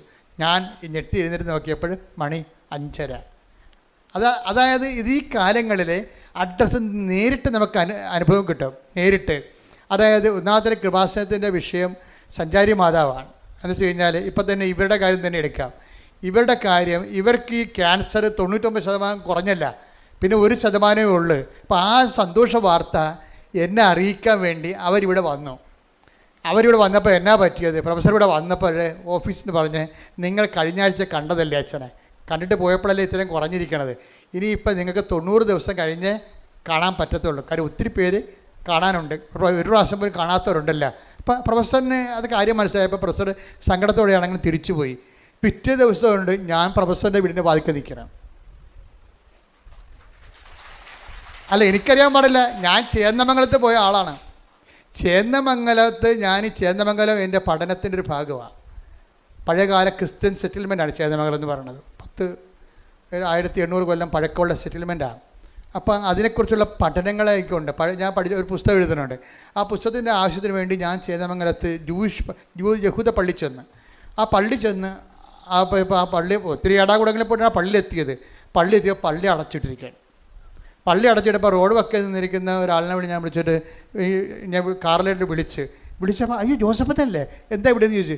ഞങ്ങൾ ഇന്നലെ അച്ഛനെ കാണാൻ വന്നെന്ന്. അപ്പോഴെന്ത്, അച്ഛാ ഞങ്ങൾ സാക്ഷ്യം പറയാൻ ഇരിക്കുകയാണ്, 1% കൂടിയേ എനിക്ക് ക്യാൻസർ ഉള്ളൂ, ബാക്കിയെല്ലാം അമ്മ ഏറ്റെടുത്ത് അച്ഛാ ഒന്ന് പ്രാർത്ഥിക്കാൻ പറഞ്ഞു. അപ്പോൾ എന്താണ്, ഇവിടുന്ന് മടക്കി വിട്ട ആളെ അമ്മ എന്നെ അവിടെ വീട്ടിൽ കൊണ്ട് ആശീർവദിച്ചു. അപ്പോൾ എന്താ പ്രശ്നം വെച്ച് കഴിഞ്ഞാൽ സഞ്ചാരി മാതാവ് ഇതാണ് സംഭവം. ഈ കാലങ്ങളിൽ ഉടമ്പടിയുടെ വിഷയം എന്ന് പറയുന്നത് ജീവനോടെ അത് ഞാൻ പറഞ്ഞ ഉടമ്പടി നിങ്ങൾ അതിൻ്റെ ഒഴുക്കത്തുനിന്ന് ഒഴുകിയാൽ മതി. മനസ്സിലായോ? ഉടമ്പടി തടസ്സമില്ലാതെ ഒന്ന് ഒഴുകിയാൽ മതി. അതിൻ്റെ ഫലം സ്വാഭാവികമായിട്ട് ഉണ്ടാകാനാണ്. നമുക്ക് റിസ്ക് ഇല്ല. എന്താ കാരണം, ഒരു കാര്യം നടന്നില്ലെങ്കിൽ ദൈവം അത് ഏറ്റെടുത്തിട്ടുണ്ടെങ്കിൽ ദൈവം നേരിട്ട് ആ വിഷയത്തിൽ തീരുമാനം ഉണ്ടാക്കും. അതാണ് ഉടമ്പടി. എന്താ കാര്യം? ഇത് മാതാവിൻ്റെ പ്രത്യക്ഷീകരണത്തിൻ്റെ സ്ഥിരീകരണത്തിൻ്റെ വിഷയമായത് കാരണം നമ്മളെ അനുഗ്രഹിക്കുക, സാക്ഷികളാക്കി മാറ്റുക ആരുടെ ആവശ്യമാണ്? നമ്മുടെ ആവശ്യം പോലെ തന്നെ ദൈവത്തിൻ്റെ ആവശ്യമാണ്. അതുകൊണ്ടാണ് ഇത് സ്പീഡാകുന്നതിൻ്റെ കാര്യം. നിങ്ങൾക്ക് പറ്റുന്ന ചിലർക്ക് പറ്റുന്ന അബദ്ധം, നിങ്ങളിങ്ങനെ പൊട്ടം കണ്ണാനെ പോലെ തപ്പിയും തടഞ്ഞു വെക്കുക, എന്തെങ്കിലുമൊക്കെ ചെയ്യോ, ഇനി അതെവിടെ കൊടുക്കാനാണ്, രോഗികളെ കാണാനാണ്, ആരെ കാണാനാണ്, നമ്മുടെ താലൂക്കിൽ ഗവൺമെൻറ് ആശുപത്രി ഉണ്ടാ കൊള്ള പല്ല പരിപാടിയെ പോയി അവിടെ ഇന്ന് വരെ ഒരു ഗവൺമെൻറ് ആശുപത്രി പോയിട്ടില്ല, എല്ലാം പ്രൈവറ്റ് ആശുപത്രിയിലേ പോയിട്ടുള്ളൂ. അപ്പോൾ പാവത്തങ്ങളൊക്കെ ഉള്ള ഗവൺമെൻറ് ആശുപത്രി ആയിരിക്കുമല്ലോ ഉള്ളത്, അവരെയാണല്ലോ പോയി കാണേണ്ടത്. അപ്പോൾ അവരെ പോയി കാണുമ്പോൾ ഇവർക്ക് അറിയത്തില്ല, ഇവരുടെ മനുഷ്യരുടെ സംസർഗം അതാണ്. നമ്മുടെ താലൂക്കിൽ ഗവൺമെൻറ് ആശുപത്രി ഉണ്ടാകുന്ന പോലും അവർക്ക് അറിയത്തില്ല, അത്രയും ബന്ധമുള്ളു. അങ്ങനെ മനുഷ്യനുമായിട്ട്, സാധാരണ മനുഷ്യനായിട്ട് ഒരു ബന്ധമില്ലാത്തവരെ ഇപ്പോഴെന്ത് ഉടമ്പടി എന്ത് ചെയ്യും? അവരെ തിരക്കിപ്പോകും. തിരക്കിപ്പോകണത് ഉടമ്പടിയുടെ ഒരു നിയോഗം നിറവേറ്റാനല്ല, ശരിക്കും പറഞ്ഞാൽ ദൈവത്തിൻ്റെ സ്നേഹത്തിൽ നിങ്ങൾ വളരാൻ വേണ്ടിയാണ്. Price the Lord. അത് മനസ്സിലായി, അത് ഓർത്തേക്കണം. ഉടമ്പടി അപ്പോൾ നിങ്ങൾ ഞങ്ങൾ പ്രൈവറ്റ് ആശുപത്രിയിൽ പോയി, ഞങ്ങളത് കണ്ടു, രോഗികൾ കണ്ടു, കുറേ നേരം അവിടെ ഇരുന്ന് സംസാരിച്ചു, അവർക്ക് ഞങ്ങളുടെ കയ്യിലുള്ളതൊക്കെ കൊടുത്തു എന്നൊക്കെ പറഞ്ഞാൽ ഒന്നും ഉടമ്പടി വർക്ക് ചെയ്യത്തില്ല. നിങ്ങൾ എന്താ കാര്യം നിങ്ങൾ ചെയ്യണ കാര്യങ്ങളെല്ലാം ആരാ? ക്രിസ്തുവിനോടുള്ള സ്നേഹത്തോടെയാണ് ചെയ്യേണ്ടത്. Price the Lord. ഇത് നിങ്ങൾ ചെയ്യുമ്പോഴെല്ലാം കർത്താവിൻ്റെ സ്നേഹത്തിലാണ് അത് ചെയ്യേണ്ടത്. പ്രാർത്ഥിക്കുക. കർത്താവായ ദൈവമേ, ഞങ്ങൾ ചെയ്യുന്ന ഓരോ പ്രേക്ഷിത പ്രവൃത്തികളും അങ്ങയുള്ള സ്നേഹത്താൽ സുവിശേഷത്തിന്റെ സാക്ഷിയായി ചെയ്യുവാൻ ഇടാക്കണമേ.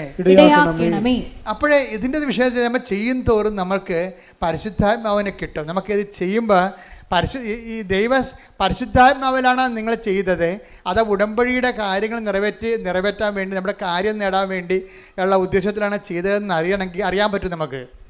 ഇപ്പം നിങ്ങളൊരു കാര്യം ചെയ്ത് ഒരു സാരി വാങ്ങിച്ചു കൊടുത്തു, അല്ലെങ്കിൽ നിങ്ങൾ പൈസ ആൾക്കാർക്ക് കൊടുത്തു, അല്ലെങ്കിൽ നിങ്ങൾ ഭക്ഷണം പാകം ചെയ്തവനെ കൊടുത്തു. ഇത് നിങ്ങൾ ചെയ്യുമ്പോൾ ഇത് പരിശുദ്ധാത്മാവിലാണ് ചെയ്തത്. അതാ നിങ്ങളുടെ ഹ്യൂമൻ സ്പിരിറ്റിൽ ഉടമ്പടിയുടെ കാര്യങ്ങൾ നിറവേറ്റാൻ വേണ്ടി ചെയ്യണമല്ലോ എന്ന് വിചാരിച്ചുകൊണ്ട് ചെയ്യാൻ വേണ്ടി ചെയ്തതാണോ എന്ന് അറിയാൻ നമുക്ക് പറ്റും. എങ്ങനെ അറിയാൻ പറ്റുമെന്ന് അറിയാമോ? പരിശുദ്ധാത്മാവിലാണ് ചെയ്തതെങ്കിൽ പിന്നെയും ചെയ്യാൻ വേണ്ടി നമുക്ക് സ്പിരിറ്റ് ഉണ്ടാകും. ഇല്ലെന്നുണ്ടെങ്കിൽ ഇന്ന് രോഗികൾ കൊണ്ടേ കൊടുത്ത് ഇനിയിപ്പോൾ 90 ദിവസം അതവരെയും കൊടുത്താൽ മതിയല്ല, മനസ്സിലായില്ലേ? 90 ദിവസം ഉണ്ട്. അപ്പോൾ എല്ലാ ആഴ്ചയും കൊണ്ടുപോയി രോഗികൾക്ക് ഭക്ഷണം കൊടുക്കണം. കുഴപ്പമില്ല, 90 ദിവസം വരെ കൊടുക്കാം, പട്ടണത്തിലേക്ക് കൊടുക്കാം. അപ്പം നമ്മൾ ഈ ദിവസം എണ്ണി കൊടുക്കും. അത് പക്ഷേ അതിനൊന്നും കൗണ്ട് ഡൗൺ ആണ്. അതൊക്കെ എന്താ പ്രശ്നം വെച്ച് കഴിഞ്ഞാൽ അത് ഉടമ്പടി പ്രകാരമല്ല. അത് നിങ്ങളുടെ വയറ്റിപ്പഴപ്പിന് വേണ്ടി നിങ്ങൾ ചെയ്യുന്ന എന്തോ ഒരു ദൈവത്തിൻ്റെ കണ്ണിൽ പൊടിയിടാൻ വേണ്ടിയുള്ള എന്തോ ഒരു തരം പ്രവർത്തനങ്ങളാണ്, മനുഷ്യപ്രവർത്തനങ്ങളാണ്. അത് പ്രേക്ഷിത പ്രവർത്തനങ്ങളല്ല. ഇത് പ്രേക്ഷിത പ്രവർത്തനവും മനുഷ്യപ്രവർത്തനവും തമ്മിൽ വ്യത്യാസം. പ്രേക്ഷിതം മീൻസ് അതിൻ്റെ അർത്ഥം എന്താ? വൺ ഹു ഈസ് സെൻറ്റ്, അല്ലേ? പ്രേക്ഷിതം അതായത് ഒരാളെ പറഞ്ഞു വിടുക. ഒരാൾ പറഞ്ഞിട്ടാണ് നമ്മളത് ചെയ്യണത്. അതിനാണ് പ്രേക്ഷിതം എന്ന് പറയണത്. സംസ്കൃത വാക്കാണ്, അതിനാ പ്രേക്ഷിത എന്നൊക്കെ പറയത്തില്ലേ. എന്നുവെച്ചാൽ സ്വയം ചെയ്യണതല്ല. ദൈവം എൻ്റെ പിതാവ് എന്നെ അയച്ചതുപോലെ take the bed efforts to get ഹല്ലേലൂയ. ഹല്ലേലൂയ ഹല്ലേലൂയ. യേശുവേ നന്ദി, യേശുവേ സ്തുതി. ഹല്ലേലൂയ ഹല്ലേലൂയ ഹല്ലേലൂയ ഹല്ലേലൂയ. യേശുവേ ആരാധന ആരാധന ആരാധന. യേശുവേ നന്ദി, മഹത്വം മഹത്വം മഹത്വം. യോഹന്നാൻ 20:21. പിതാവ് എന്നെ അയച്ചതുപോലെ, പിതാവ് എന്നെ അയച്ചതുപോലെ ഞാനും നിങ്ങളെ അയക്കുന്നു. അതാണ് വിഷയം. ഞാനും അയക്കുന്നു. അടുത്ത വരി. ഇത് പറഞ്ഞിട്ട് അവരുടെ മേൽ വിശ്വസിച്ചുകൊണ്ട് അവരോട് അരുൾ ചെയ്തു, നിങ്ങൾ പരിശുദ്ധാത്മാവിനെ സ്വീകരിക്കും. അപ്പോൾ എപ്പോഴും പ്രേക്ഷിത പ്രവർത്തനത്തിന് അത് എൻസ്പിരിറ്റഡ് ആണ്, മനസ്സിലായില്ലേ? മറ്റൊരു സാധാരണ പ്രവർത്തനങ്ങൾക്ക് ഹ്യൂമൻ സ്പിരിറ്റഡ് ആണ്. ഇത് വ്യത്യാസം ഇതാണ്. പ്രേക്ഷിത പ്രവർത്തനം ഇപ്പം നമ്മൾക്ക് നമ്മുടെ IELTS പാസ്സാകാൻ വേണ്ടി നമ്മൾ പൊതിച്ചോറ് കെട്ടിക്കൊണ്ടുപോയി രോഗികൾക്ക് കൊടുക്കുന്നു, ഗുഡ് ബൈ, അവരും തിന്ന് നമുക്ക് സമാധാനം. എന്നിട്ട് നമ്മൾ കമ്പ്യൂട്ടറെ റിസൾട്ട് വന്നാന്ന് പറഞ്ഞ് കൈയടിച്ചെടുത്ത് നോക്കിക്കൊണ്ടിരിക്കുന്നു. ഇത് ഹ്യൂമൻ സ്പിരിറ്റിലാണ് വർക്ക് ചെയ്യണത്. പ്രേക്ഷിത പ്രവർത്തനം എന്ന് പറഞ്ഞാൽ എന്താണ്? എൻ്റെ പിതാവ് എന്നെ അയച്ചതുപോലെ, പിതാവ് യേശുവിന് ഏറ്റവും വലിയ പ്രേക്ഷിതനാരാണ്? ഈശോയാണ്. അപ്പ അയച്ചതാണ്. എൻ്റെ പിതാവിനെ അയച്ചതുപോലെ എന്ത് ചെയ്യണം? ഞാനും നിങ്ങളെ അയക്കുന്നു. അപ്പോൾ നിങ്ങൾ പോകുമ്പോൾ യേശുക്രിസ്തുവാണ് നിങ്ങളെ ഗവൺമെൻറ് ആശുപത്രിയിലോട്ട് പറഞ്ഞു വിട്ടിരിക്കുന്നത് എന്ന് നമുക്ക് ഫീൽ ചെയ്യണം. അപ്പോഴാണ് അത് പ്രേക്ഷിത പ്രവർത്തനമാകണത്. യേശുക്രിസ്തുവാണ് നിങ്ങളെ, കർത്താവേ ഒരു 10 പത്രം കയ്യിലെടുത്ത് അല്ലെങ്കിൽ 10 പൊതിച്ചോറ് ഉണ്ടാക്കുന്ന സമയത്ത് നിങ്ങൾ ജപമാല ചൊല്ലിക്കൊണ്ടാണല്ല രോഗികൾക്ക് വേണ്ടി പൊതിച്ചോറ് ഉണ്ടാക്കുന്നത്. അപ്പോൾ ഉണ്ടായിക്കൊണ്ടിരിക്കുന്ന സമയത്ത് നിങ്ങൾക്ക് അത് കൊണ്ടുപോകുന്നതിന് വേണ്ടി പരിശുദ്ധാത്മാവ് നിങ്ങൾക്ക് ആ സമയത്ത് തരും ദൈവം. അതാണ് പ്രേക്ഷിത പ്രവർത്തനത്തിൻ്റെ ഗുണം. പരിശുദ്ധാത്മാവ് തന്നു കഴിഞ്ഞാൽ ഇപ്പോൾ ജിബിൻ്റെ സാക്ഷ്യം കണ്ട് ജുബിൻ ഞാൻ പറഞ്ഞു നേരത്തെ പറഞ്ഞ കക്ഷിയില്ലേ, അയാളുടെ ചെറുപ്പക്കാരനാണ്. അയാൾ ഉടമ്പടി എടുത്തപ്പോൾ എന്താ സംഭവിച്ചത്? അയാൾക്ക് 4 സപ്ലൈ ഉണ്ടായത്, പിന്നെ അത് കൂടി 7 സപ്ലൈ ആയി. പിന്നെ എന്ത് ചെയ്ത് അടുത്ത എഴുത്തിന് 7 സപ്ലൈ ആൾ ജയിച്ചു. അതാണ് വിഷയം. അപ്പോൾ അത് പക്ഷേ അയാൾ ചെയ്യണ കാര്യം എന്താണെന്നറിയാമോ? അയാൾ അതായത് വേറെ ബ്ലോസം എന്ന് പറഞ്ഞൊരാളെ കണ്ടുമുട്ടി ആശുപത്രി ചെന്നപ്പോൾ. ബ്ലസ്സൻ, ഈ ജൂബിൻ ബ്ലസ്സൻ എന്ന് പറഞ്ഞ ഒരാളെ ആശുപത്രിയിൽ കണ്ടുമുട്ടി. ബ്ലസ്സൻ എന്താ? ബ്ലസ്സന് ക്യാൻസറാണ്. അപ്പോൾ ബ്ലസ്സനെ ചികിത്സിച്ച് അവന് അയാളുടെ കയ്യിലുള്ളതൊക്കെ കൊടുത്ത് അവന് ഭക്ഷണമൊക്കെ വാങ്ങിച്ചു കൊടുത്ത് ബ്ലസ്സിന് തോന്നി ഇവനിപ്പോൾ പാവപ്പെട്ടവനാണ്, ഇവൻ്റെ അമ്മ ഇവിടെ നിന്ന് നോക്കിക്കൊണ്ടുകൂടെ നോക്കിക്കൊണ്ട് നിൽക്കണം, അവർ പോയി കുളിക്കുകയോ വല്ലതും ചെയ്യണമെന്നുണ്ടെങ്കിൽ ഇവിടെ ഇവനെ നോക്കാൻ ആരുമില്ല. അപ്പോൾ ജൂബിൻ പറഞ്ഞു, ബ്ലസ്സിൻ്റെ അമ്മയല്ലേ, അമ്മ വീട്ടിൽ പോയി കുളിക്കാൻ നിനക്കൊക്കെ ചെയ്തിട്ട് വാ, ഞാനിവിടെ ഇവനെ നോക്കിക്കൊണ്ട് നിന്നോളാം. അങ്ങനെ കളി വേണ്ട, അത് പ്രേക്ഷിത പ്രവർത്തനം എന്ന് പറഞ്ഞാൽ അതാണ്. കളി മറന്നു കണ്ടില്ലേ? അങ്ങനെ നിന്ന് എത്ര ദിവസം എന്നറിയാവോ? അവൻ പറഞ്ഞു അവർ പാവപ്പെട്ടത് കൊണ്ട് അവർക്ക് ഒരു നേരം ആഹാരം കിട്ടണമെങ്കിൽ പണിയെടുക്കണ്ടേ. അപ്പം അതുകൊണ്ട് ഞാൻ എന്ത് ചെയ്ത് അമ്മയെ പറഞ്ഞ് വീട്ടിൽ വിട്ടിട്ട് ഞാൻ 1 മാസം അവൻ്റെ കൂടെ നിന്നെന്ന് പറഞ്ഞു. Price the Lord. ഇതാണ് പ്രേക്ഷിത പ്രവർത്തനം. ഇതാണ് പ്രേക്ഷിത പ്രവർത്തനം. അപ്പോൾ അവൻ മരിക്കാനായപ്പോൾ അവൻ പറഞ്ഞു എനിക്ക് ജൂബിനെ കാണണമെന്ന് പറഞ്ഞു. പിന്നെ ജൂബിൻ പോയി കണ്ടു. ജൂബിൻ്റെ കൂടെ കൈവച്ച് അവൻ മരിച്ചു. അപ്പോൾ ഒരു മനുഷ്യന്മാരെങ്ങനെ ജീവിക്കണമെന്ന് നോക്കിയേ. അവസാന നിമിഷമാണ് അവനെ ശുശ്രൂഷിക്കാൻ കിട്ടിയെങ്കിലും ആ ജീവിതകാലം മുഴുവൻ ഇതിൽ നിന്ന് വരുമാനം കിട്ടി. ജൂബിനെ ഈ ബ്ലസ്സിനെ സ്നേഹിച്ചതിൻ്റെ പേരിൽ കർത്താവ് അവൻ്റെ മരണം വരെ ഇതിൽ നിന്ന് അവന് വരുമാനം വന്നുകൊണ്ടിരിക്കും, കൃപയുടെ വരുമാനം വന്നുകൊണ്ടിരിക്കും. ഒരിക്കലും ജൂബിനെ ദൈവം മറക്കത്തില്ല. അതുപോലെ നിങ്ങളെയും ദൈവം ഒരിക്കലും മറക്കാനാവാ ദൈവത്തിന് എന്ന് ഓർക്കാൻ പറ്റുന്ന രീതിയിൽ ഒരു പ്രേക്ഷിതയായി നിങ്ങൾ ഉയർത്താനും വളർത്താനും വേണ്ടി ഇടിമുഴക്കം പോലെ സ്തുതിക്കട്ടെ. തിരഞ്ഞെടുത്തയക്കണമേ എന്ന് പ്രാർത്ഥിക്കുന്നു. ഈ കാലഘട്ടത്തിൽ നിന്റെ കൈയും കാലുമായി പ്രവർത്തിക്കുവാൻ ഈ ആരാധനയിലൂടെ ഞങ്ങളെ അഭിഷേകം ചെയ്യണമേ എന്ന് പ്രാർത്ഥിക്കുന്നു.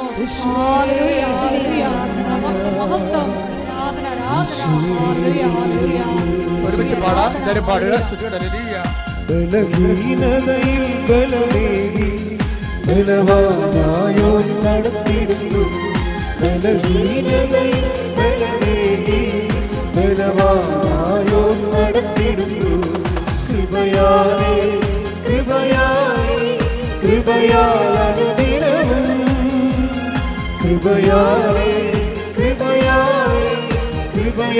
അനുദിനവും കൃപയാലനുദിനവും എന്റെ കൃപ നിനക്കു മതി കർത്താവിൻ തിരുവചനം. എന്റെ കൃപ നിനക്കു മതി കർത്താവിൻ തിരുവചനം. അനശ്വരമായ വചനമതേ അതിശയമായി നടത്തിടുന്നു. അനശ്വരമായ വചനമതേ അതിശയമായി നടത്തിടുന്നു. കൃപയാലേ അനുദിനവും കൃപയാലനുദിനവും.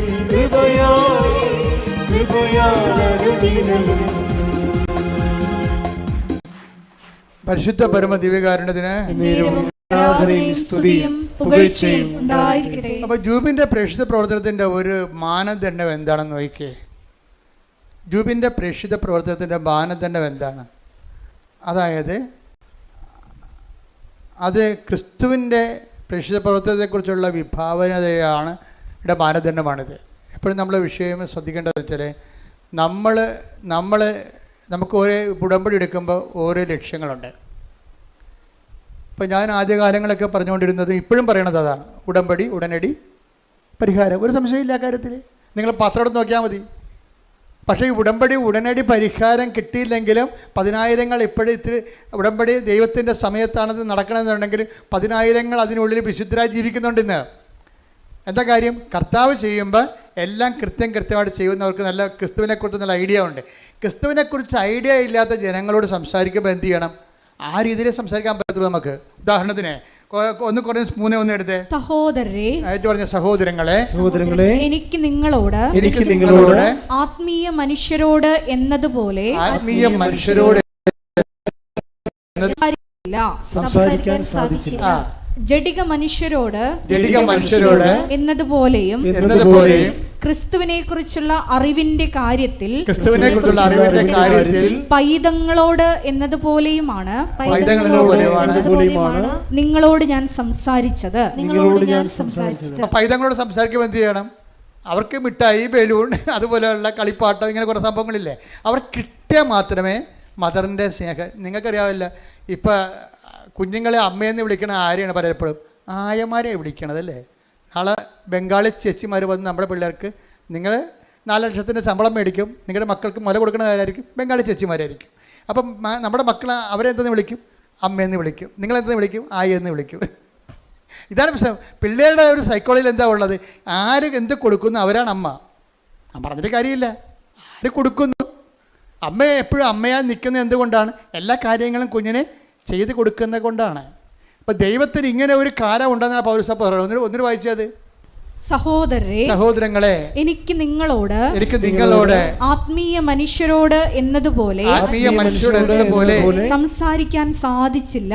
സംസാരിക്കാൻ സാധിക്കും. ആത്മീയ മനുഷ്യരോടാണ് സംസാരിക്കണം എന്നുണ്ടെങ്കിൽ എന്താണ്?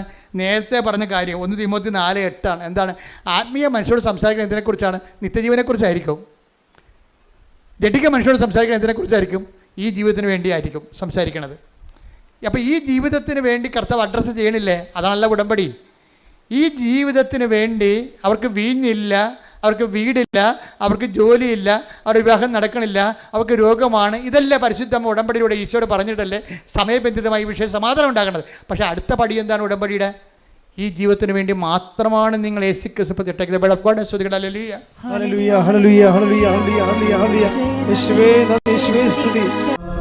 Corinthians 15:19 ഈ ജീവിതത്തിന് വേണ്ടി മാത്രം ഈ ജീവിതത്തിന് വേണ്ടി മാത്രം ക്രിസ്തുവിൽ പ്രത്യാശ വച്ചിട്ടുള്ളവരാണെങ്കിൽ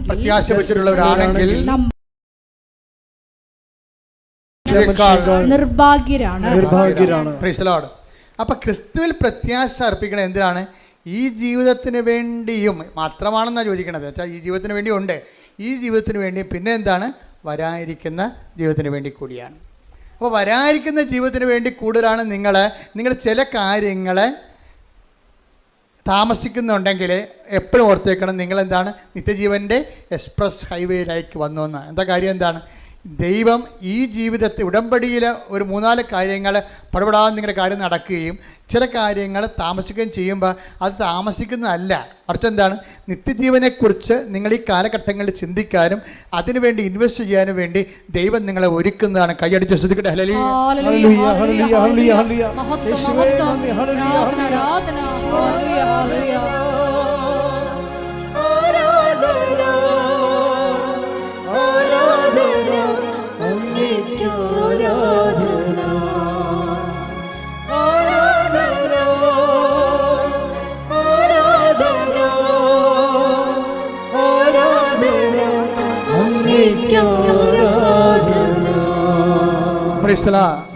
മലയാളിക്ക് ഒരു കുഴപ്പമുള്ള, മലയാളിക്ക് എന്ത് ബൈബിൾ പഠിച്ചാലും അവന് നയിക്കുന്നത് പഴഞ്ചൊല്ലായിരിക്കും. മലയാളിയുടെ ഒരു ദുരന്തം അതാണ്. എന്ത് ബൈബിൾ അവൻ പഠിച്ചാലും അവനെ നയിക്കണത് ആരായിരിക്കും? പഴഞ്ചൊല്ലായിരിക്കും. അത് നമ്മൾ അറിയത്തില്ല. നമ്മൾ അറിയാതെ നമ്മുടെ അകത്ത് കിടക്കുന്ന ഒരു വൈറസാണ് ഈ പഴഞ്ചൊല്ല്. ഇപ്പം നിങ്ങൾ പറയും ആറ്റിക്കളഞ്ഞാലും പണിയായി. അതേ സംഭവം മലയാളം അങ്ങനെ ചെയ്യത്തുള്ളൂ. അവൻ അർത്ഥ കൈക്ക്. അപ്പം ഈ ബേസിക് സ്വഭാവങ്ങളുള്ള കാരണം തന്നെ ദൈവാനുഗ്രഹം കുറയാൻ സാധ്യതയുണ്ട്. നമ്മുടെ സാംസ്കാരിക അവബോധം മനസ്സിൽ കിടക്കുന്നത് എന്താണ്? ഇതുപോലെ തന്നെ ബൈബിളേതരമായി നിലവാരപ്പെട്ടിട്ടുള്ള ദൈവഹിതപ്രകാരമുള്ള ദൈവത്തെ സ്വീകരിക്കാത്ത ഒരു ജനതയുടെ സ്വയം പ്രകാശനങ്ങളാണ്. അതിനാണ് പഴഞ്ചൊല്ലെന്ന് പറയണത്. എന്താ പ്രോബ്ലം എന്ന് വെച്ച് കഴിഞ്ഞാൽ ബൈബിളിനെതിരാണ്. നിങ്ങൾ പറയും ആറ്റിക്കളഞ്ഞാലും അളന്ന് കളയണം. അപ്പോൾ കർത്താവ് എന്ന് പറയും, നിങ്ങൾ അളക്കുന്ന അളവ് പോലോട് തന്നെ തിരിച്ച് നിങ്ങൾക്ക് മാത്രം അളന്നാൽ പറ്റത്തില്ല. മത്തായി 7:2 നിങ്ങൾ അളക്കുന്ന അളവ് കൊണ്ട് തന്നെ നിങ്ങൾ അളക്കുന്ന അളവുകോൽ കൊണ്ട് തന്നെ നിങ്ങൾക്കും അളന്ന് കിട്ടും. നിങ്ങൾക്കും അളന്ന് കിട്ടും. പക്ഷേ ഇത് എങ്ങനെ സംഭവിച്ചിരിക്കുന്നത്? ഈ ലൂക്കാസ് വിശേഷമാണ് നല്ലത്. ലൂക്കാസ് വിശേഷം 6:38 അവസാനമാണ് പറയണത്, നിങ്ങൾ അളക്കുന്ന അളവുകോൽ കൊണ്ട് തന്നെ നിങ്ങൾക്കും അളന്ന് കിട്ടുമെന്ന്. പക്ഷേ എന്താ പ്രശ്നം വെച്ചാൽ അതിക്ക് മുമ്പ് പറഞ്ഞ വാക്ക് എന്താണ്? കൊടുക്കുവിൻ നിങ്ങൾക്ക് ലഭിക്കും. അതാണ് പറഞ്ഞത്. അതിക്ക് മുമ്പ് പറയാം, കൊടുക്കുവിൻ നിങ്ങൾക്ക് ലഭിക്കും. എന്ത് കിട്ടും? അമർത്തി കുലുക്കി നിറച്ചളന്ന് അവൻ നിൻ്റെ മടിയിലോട്ട് ചൊരിയും എന്ന് പറഞ്ഞിട്ടാണ് പറഞ്ഞത്. ഇങ്ങനെ ചൊരിയണമെങ്കിൽ എന്ത് ചെയ്യണം? നിങ്ങൾ അളക്കുന്ന അളവുകോൽ കൊണ്ട് നിങ്ങൾക്കും നിങ്ങൾക്ക് കൈ നീളത്തില്ലെന്ന് നമ്മൾ ദൈവം കൈ നീളത്തില്ലെന്ന് അർത്ഥം. നമ്മൾക്ക് കൈ നീളത്തില്ലെങ്കിൽ ദൈവത്തിൻ്റെ കൈ നീളത്തില്ലെന്നാണ് ഈ പറയണത്. കേൾക്കുമ്പോൾ ഓർക്കും നമുക്ക് കൊടുക്കുമെന്നെങ്കിൽ ലഭിക്കും. പക്ഷേ എങ്ങനെ കൊടുക്കണം? അമർത്തി കുലുക്കി നിറച്ച് അളന്ന് അവൻ നിൻ്റെ മടിയിലോട്ട് ചൊരിയണമെങ്കിൽ എന്ത് ചെയ്യണം? നമ്മൾ അളക്കണം ആദ്യം. നിങ്ങൾ അളക്കുന്ന അളവ് അല്ലാതെ ദൈവമാണല്ലോ ആദ്യം അളക്കണത്.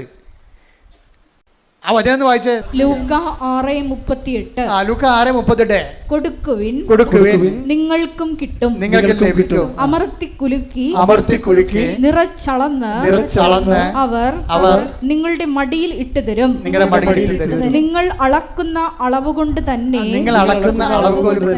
നിങ്ങൾക്കും അളന്ന് കിട്ടും. ഞാൻ എന്താ ഇത് വായിച്ചപ്പോഴേക്കും ഈ ജുബിനുണ്ടല്ലോ നിത്യത സമൃദ്ധമായിരിക്കും. എന്താ കാര്യം? ഞാൻ രോഗിയായിരുന്നു, നിങ്ങൾ എന്നെ കണ്ടു എന്ന് പറഞ്ഞില്ലേ? കണ്ടിട്ട് അവൻ പോകുന്നില്ലല്ലോ, 1 മാസം അവിടെ നിന്നില്ലേ? അതാണ് സംഭവം. എൻ്റെ പിതാവിനാൽ ഇപ്പം നിങ്ങൾ ഓർക്കും ശരിയാണ്, കൊടുക്കും നമുക്ക് ലഭിക്കും. അപ്പോൾ നമുക്ക് IELTS പാസ്സാവുന്ന വെച്ചാൽ പറയണം. ശരി, അപ്പോൾ നമ്മുടെ പുരയുടെ വിറ്റ് പോകും, നല്ല വിലക്ക് വിറ്റ് പോകുമായിരിക്കും. നിങ്ങൾ ഞാൻ പറയണതൊന്ന് ചിന്തിക്കണ വേറെ. നിങ്ങൾ കൊടുക്കും, ശരി അവന് നമ്മൾ ആണെങ്കിൽ നമുക്ക് 2 കിലോ അരി വാങ്ങിച്ചു കൊടുക്കാം, 10 ഉടുപ്പ് വാങ്ങിച്ചു കൊടുക്കാം. അങ്ങനെയാണെങ്കിൽ പിന്നെ എന്ത്? അപ്പോൾ ജോലി കിട്ടുമല്ല, അപ്പോൾ ശമ്പളം കിട്ടുമല്ല, അപ്പോൾ നമ്മൾ 100 ഉടുപ്പ് തിരിച്ച് വാങ്ങിക്കാവില്ല. ഇങ്ങനെ ഭാഗികമായിട്ടും മാനുഷികമായിട്ടും ക്യാഷ് ആൻഡ് കയ്യിലാണ് വചനം നിങ്ങൾ ചിന്തിക്കുകയും ആലോചിക്കുകയും മനസ്സിലാക്കുകയും ചെയ്യും. അതല്ല ഇവിടുത്തെ പ്രശ്നം. എന്താ പ്രശ്നം? ഈ നിത്യതയെക്കുറിച്ചാണ് കർത്താവ് ഇതെല്ലാം പറഞ്ഞിരിക്കുന്നത്. എൻ്റെ ഞാൻ രോഗിയായിരുന്നു, നിങ്ങൾ എന്നെ സന്ദർശിച്ചു, എൻ്റെ പിതാവിനാൽ അനുഗ്രഹീതരെ വരുവിൻ, ലോകാരംഭം മുതൽ ഒരുക്കിയിരിക്കുന്ന രാജ്യം നിങ്ങൾ കൈവശമാക്കിക്കൊള്ളുവേ. നിത്യതയെക്കുറിച്ചാണ് ഇതെല്ലാം പറയണത് പലതും. അപ്പോൾ ജൂബിനെ സംബന്ധിച്ചിടത്തോളം ഒരു മണിക്കൂർ പോയി നിൽക്കാൻ പറഞ്ഞപ്പോൾ അവനെന്ത് ചെയ്ത്? 1 മാസം പോയി നിന്ന്. അപ്പോൾ അവന് എന്താ കിട്ടാൻ പോണേ? നിത്യതയാണ് അതിന് വരാൻ പോണത്. അവൻ്റെ ഇതിനോടുകൂടി നിത്യത. അപ്പോൾ നിങ്ങളൊക്കെ ചത്ത് കഴിയുമ്പോൾ ചില ഈ ജീവിതത്തിൽ എന്താ അച്ഛൻ ഈശോ ഒന്നും പറയാത്തത്? അങ്ങനെയാണ് ചേർത്ത് നൽകുമെന്ന് ഈശോ പറയണത്. വരാനിരിക്കുന്ന രാജ്യത്ത് നിത്യജീവനം. വരാനിരിക്കുന്ന ഈ ജീവിതത്തിൻ്റെ ഡിമാൻഡ്സുകൾ സാറ്റിസ്ഫൈ ചെയ്തതിന് ശേഷമാണ് അതിൻ്റെ കൂടെ എന്ത് ചെയ്യും? ഉടമ്പടിക്ക് വരാനിരിക്കുന്ന കാലത്ത് നിത്യജീവനം. ടേക്ക് ദ ബെഡ് ഫോർ ശ്രുതിയുടെ ഹല്ലേലൂയ ഹല്ലേലൂയ ഹല്ലേലൂയ ഹല്ലേലൂയ. യേശുവേ നന്ദി, യേശുവേ സ്തുതി. ഹല്ലേലൂയ ഹല്ലേലൂയ ഹല്ലേലൂയ ഹല്ലേലൂയ. മർക്കോസ് 10:29-30. മർക്കോസ് 10:29-30. യേശു പ്രതിവചിച്ചു, സത്യമായി ഞാൻ നിങ്ങളോട് പറയുന്നു, എന്നെ പ്രതിയും സുവിശേഷത്തെ പ്രതിയും ഭവനത്തെയോ സഹോദരന്മാരെയോ സഹോദരിമാരെയോ മാതാവിനെയോ പിതാവിനെയോ മക്കളെയോ വയലുകളെയോ ത്യജിക്കുന്നവരിൽ ആർക്കും ഇവിടെ വെച്ച് തന്നെ 100 ഇരട്ടി ലഭിക്കാതിരിക്കില്ല. ഭവനങ്ങളും സഹോദരന്മാരും സഹോദരിമാരും മാതാക്കളും മക്കളും വയലുകളും അവയോടൊപ്പം പീഡനങ്ങളും വരാനിരിക്കുന്ന കാലത്ത് നിത്യജീവനും. യേശുക്രിസ്തുവിന് വേണ്ടി നമ്മൾ കൊടുക്കുമ്പോഴേ ആ കൊടുക്കണ ആ സമയത്ത് ചില ആൾക്കാർ പറയത്തില്ലേ, എന്ത് കൊടുത്താലും ആ കൊടുക്കുമ്പോൾ കൊള്ളാമെന്ന്. മലയാളത്തിലുള്ള സംഭവമാണ്. എന്താണ്? കൊടുക്കുമ്പോൾ കൊള്ളാമെന്ന്. നമ്മൾ ആർക്കെന്ത് കൊടുത്താലും 5 മാസത്തേക്ക് ഇങ്ങനെ നമ്മളെ കാണുമ്പോൾ ചിരിക്കും. 6-ാം മാസം നമ്മളെ കാണുമ്പോൾ കണ്ട ഇതുപോലെ ഉണ്ടാകത്തില്ല. ദൈവം അങ്ങനെ അല്ലെന്നായി പറയണത്. പറഞ്ഞ മനസ്സിലായില്ലേ? ഇപ്പോൾ കൊടുക്കുമ്പോൾ പാസ്ത പറഞ്ഞ് തന്നെ കൊടുക്കണം. എന്താ വിഷയം എന്ന് വെച്ചാൽ നമ്മൾ ദൈവത്തെ സ്നേഹിക്കുന്നുണ്ടെന്ന് മനസ്സിലാകണത് നമ്മൾ ദൈവത്തിന് വേണ്ടി നമ്മുടെ ജീവിതം ചെലവഴിക്കുമ്പോഴാണ് മനസ്സിലായി. ഇപ്പം നിങ്ങൾ തന്നെ ഒരു ദിവസം എന്തുമാത്രം മനുഷ്യരെ എനിക്ക് വേണ്ടി പ്രാർത്ഥിക്കണത്. ഞാൻ വീട്ടിൽ കല്യാണം കഴിഞ്ഞ് ജീവിച്ചിരുന്നെങ്കിൽ പ്രാർത്ഥിക്കും ഇത്തിരി ആൾക്കാർ. അതാണ് സംഭവം.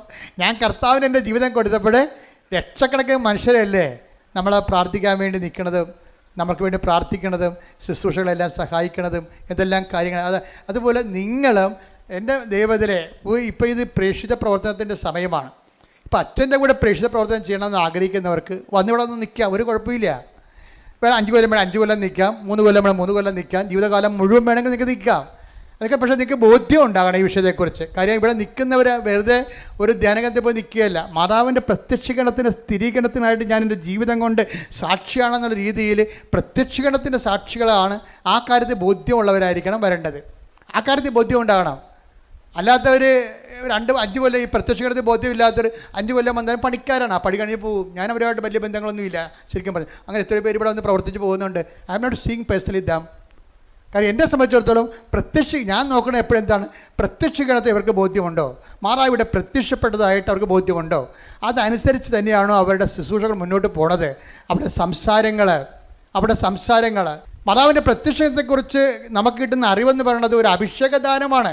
അത് കിട്ടാതെ ആരെല്ലാം ഇവിടെ ഒരു ജന്മം ഇവിടെ നിന്നിട്ടൊരു കഥയില്ല. അതുകൊണ്ട് വരാൻ പോകുന്നവരെ പ്രേക്ഷിത ആണായാലും പെണ്ണായാലും ഓർക്കുക, മാതാവിൻ്റെ പ്രത്യക്ഷീകരണമാണ് കൃപാസനത്തിൻ്റെ ആ ഹൃദയസ്പന്ദനമെന്ന് പറയണത്.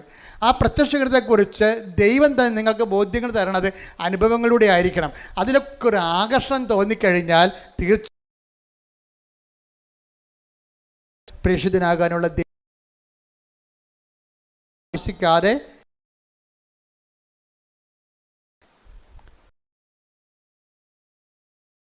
വിളി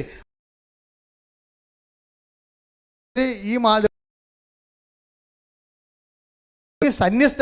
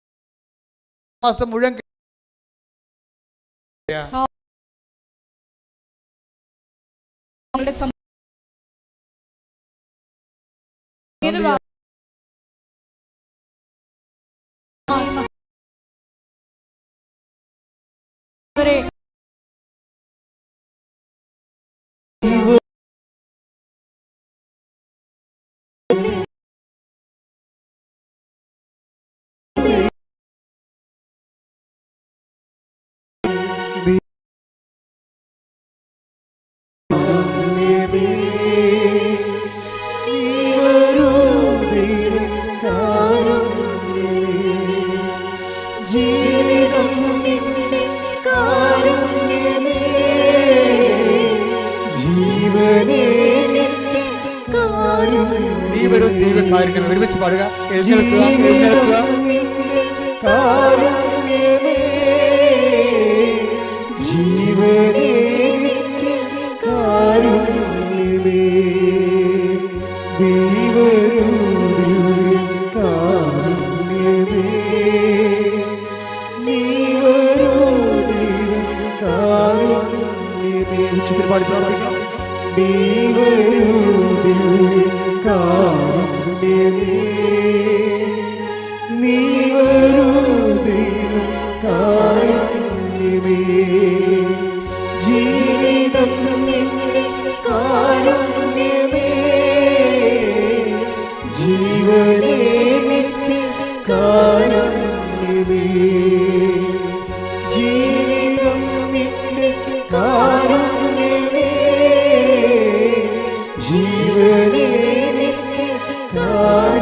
സ്തുതിച്ച് പ്രാർത്ഥിക്കാം.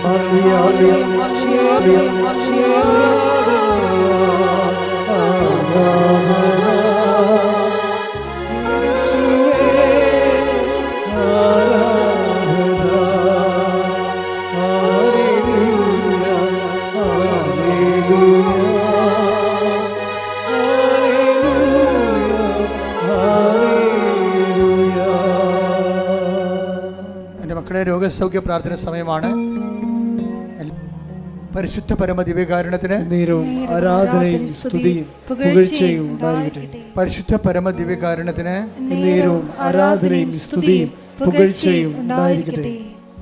എൻ്റെ പ്രിയപ്പെട്ടവരെ, വളരെ സന്തോഷത്തോടുകൂടിയാണ് ഈ ധ്യാനത്തിൻ്റെ സമാപനത്തിൽ എൻ്റെ മനസ്സിൽ ഒത്തിരിയേറെ ഇന്ന് ഈ ധ്യാനം കൂടുന്നവരും ഇനി ഓൺലൈനിൽ കൂടാൻ പോകുന്നവരും അവിടെ രോഗഭാരങ്ങളെയും ജീവിത ദുരിതങ്ങളെയും പരിശുദ്ധാത്മാവിന്റെ പ്രത്യക്ഷങ്ങളുടെ സ്ഥിരീകരണത്തിനായി ദൈവം ഏറ്റെടുക്കുമെന്ന് പരിശുദ്ധാത്മ പറയുന്നുണ്ട്. സ്തുതിക്കട്ടെ. ഹല്ലേലൂയ, ഹല്ലേലൂയ, ഹല്ലേലൂയ, ഹല്ലേലൂയ, ഹല്ലേലൂയ. നീ വരൂ. സ്തുതിക്കട്ടെ. ഹല്ലേലൂയ,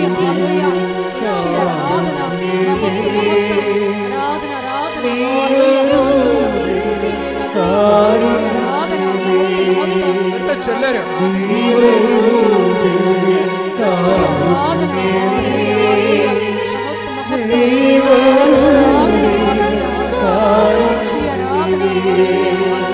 ജീവിതം നിന്റെ കാരുണ്യമേ,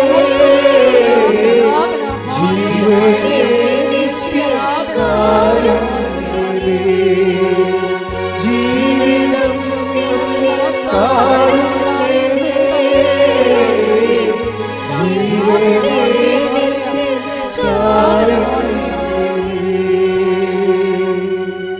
എൻ്റെ മക്കളെ, പരിശുദ്ധാത്മാവ് നമ്മൾ കുളിച്ച് നിൽക്കുന്ന ഒരു സമയമാണിത്. മാതാവ് ജീവനോടെ പ്രത്യക്ഷപ്പെട്ട അൾത്താരയിൽ അമ്മയുടെ ശാന്തമായ സാന്നിധ്യമുണ്ട്. ദിവ്യകാരുണ്യത്തിൻ്റെ സമയത്താണ് അമ്മ അന്ന് പ്രത്യക്ഷപ്പെട്ടത്. അതേ ഒരു ഫീലാണ്, അതേ ഒരു ആംബിയൻസിലാണ് നമ്മൾ നിൽക്കുന്നത്. അതേ അമ്മ, അതേ കർത്താവ് ഇന്ന് നമ്മുടെ ജീവിതത്തിലെ ഈ ആരാധനയിൽ പങ്കെടുക്കുന്ന ഓരോ മകനെയും മകളെയും കർത്താവിൻ്റെ തിരുമുറുവാർന്ന വലത് കർത്താൽ ആശീർവദിക്കുന്ന സമയമാണ്. കർത്താവേ, കർത്താവേ, കണ്ണീരോടെ പ്രാർത്ഥിക്കുന്ന കർത്താവേ, കണ്ണീരോടെ പ്രാർത്ഥിക്കുന്ന കർത്താവേ, സ്വർഗം തുറക്കണമേ, സ്വർഗം തുറക്കണമേ, സ്വർഗം തുറക്കണമേ.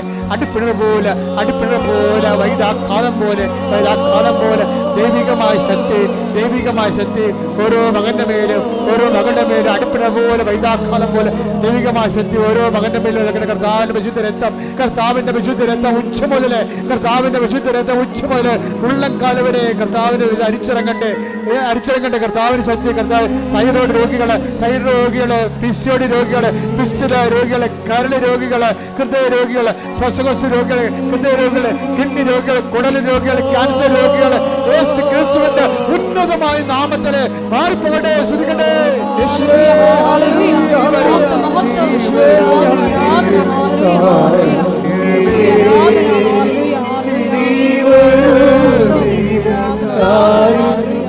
സ്വരത്തിൽ പാടുക, എല്ലാവരും പാടുക.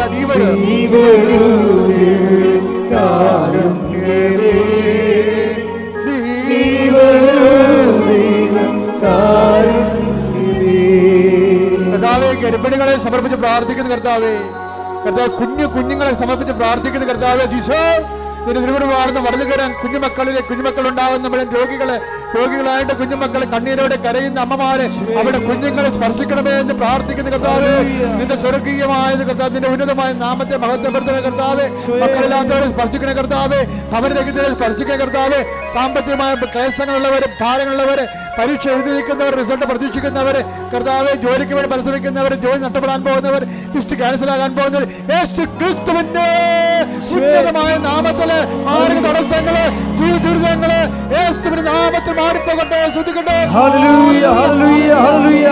യേശുവേ,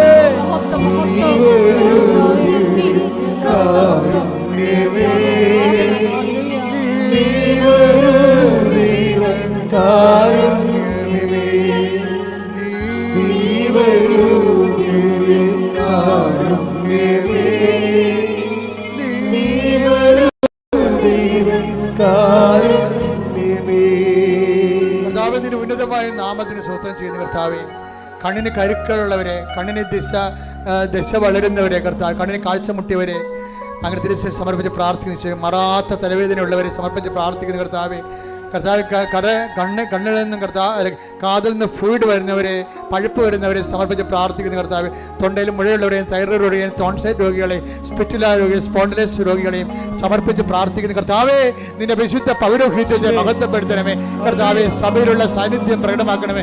എൻ്റെ കർത്താവിൻ്റെ ഉന്നതമായ നാമത്തിൽ ഏത് രോഗത്തിന് വേണ്ടിയാണോ, ഏത് ജീവിത ആവശ്യത്തിന് വേണ്ടിയാണോ, ഏത് ഡേറ്റ് ഇട്ട് പ്രാർത്ഥിക്കുന്ന വിഷയമാണോ, ഏത് രേഖ ആവശ്യപ്പെട്ടിട്ടുള്ള വിഷയമാണോ, ഏത് ജോലി ആവശ്യപ്പെട്ടുള്ള വിഷയമാണോ, ഏത് ഡേറ്റ് നിശ്ചയിച്ചുകൊണ്ട് അതിന് ശുഭകരമായ മറുപടി പ്രതീക്ഷിക്കുന്ന കാര്യങ്ങളാണോ, യേശുവിന്റെ നാമത്തിൽ മാതാവിന്റെ മധ്യസ്ഥത്തില് ദൈവിക ഇടപെടലുണ്ടാകട്ടെ.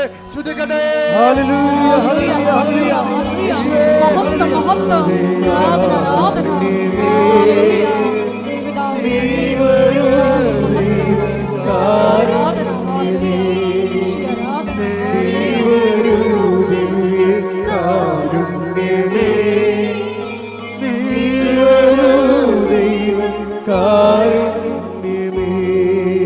എന്റെ മക്കളെ, നിങ്ങളെ സന്തോഷത്തോടെ കൈകൾ നെഞ്ചത്ത് വെച്ചുകൊണ്ട് പ്രാർത്ഥിക്കുക.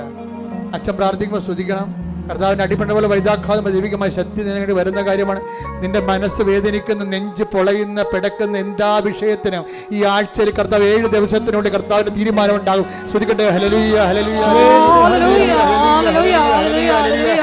എന്റെ കർത്താവിന് 39 വർഷം 39 വർഷം ഞാൻ അർപ്പിച്ച കൃപാന്റെ യോഗ്യതയാൽ കൃപാസമത്താരെ ജീവനോടെ പ്രത്യക്ഷപ്പെട്ട 39 വർഷം ഞാൻ അർപ്പിച്ച കൃപാന്റെ യോഗ്യതയാൽ കൃപാസമത്താരെ ജീവനോടെ പ്രത്യക്ഷപ്പെട്ട പരിശുദ്ധ അമ്മയുടെ മധ്യസ്ഥതയിലെ ഇവിടെ പ്രാർത്ഥിക്കുന്ന മക്കൾക്ക്, ഓൺലൈനിൽ പ്രാർത്ഥിക്കുന്ന മക്കൾക്ക്, ഉടമ്പടി എടുത്ത് പ്രാർത്ഥിക്കുന്ന മക്കൾക്ക് അവരുടെ ജീവിത ദുരിതങ്ങള് ഇപ്പോഴേ പരിശുദ്ധ അമ്മ ഉണ്ണീശോയുമായിട്ട് ജലത്തിന്റെ ഉള്ളിൽ നിന്ന് ഇറങ്ങി വരുന്നതായിട്ട് കണ്ടുകൊണ്ടിരിക്കുന്നു. ഇപ്പൊ പരിശുദ്ധ അമ്മ ഉണ്ണീശോയുമായിട്ട് കൊണ്ട് ജലത്തിന്റെ ഇടയിൽ നിൽക്കുന്നതായിട്ട് കാണുന്നു. കർത്താവിന്റെ കരുണയാൽ, ദൈവത്തിന്റെ കൃപയാൽ കർത്താവേ അവർക്ക് വീഞ്ഞില്ല, അവർക്ക് വെള്ളമില്ല, കുടിക്കാൻ വെള്ളമില്ല,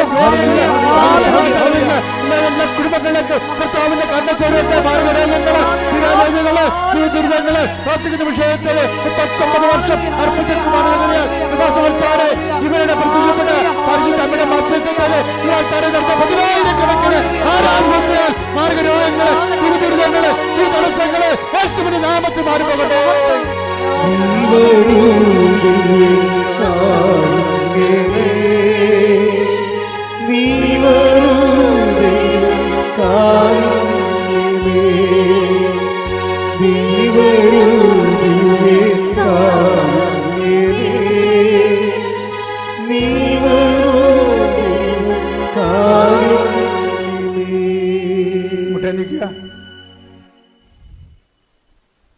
കൈകൾ കുപ്പിക്കൊണ്ട് കണ്ണ് തുറന്ന് കർത്താവിനെ നോക്കിക്കൊണ്ട് നിൽക്കേണ്ട സമയമാണ്. വ്യക്തിപരമായ ആവശ്യങ്ങൾക്ക് വേണ്ടി പ്രാർത്ഥിക്കേണ്ട സമയമാണ്. ഓൺലൈനിലുള്ളവരും പ്രാർത്ഥിക്കേണ്ട സമയമാണ്.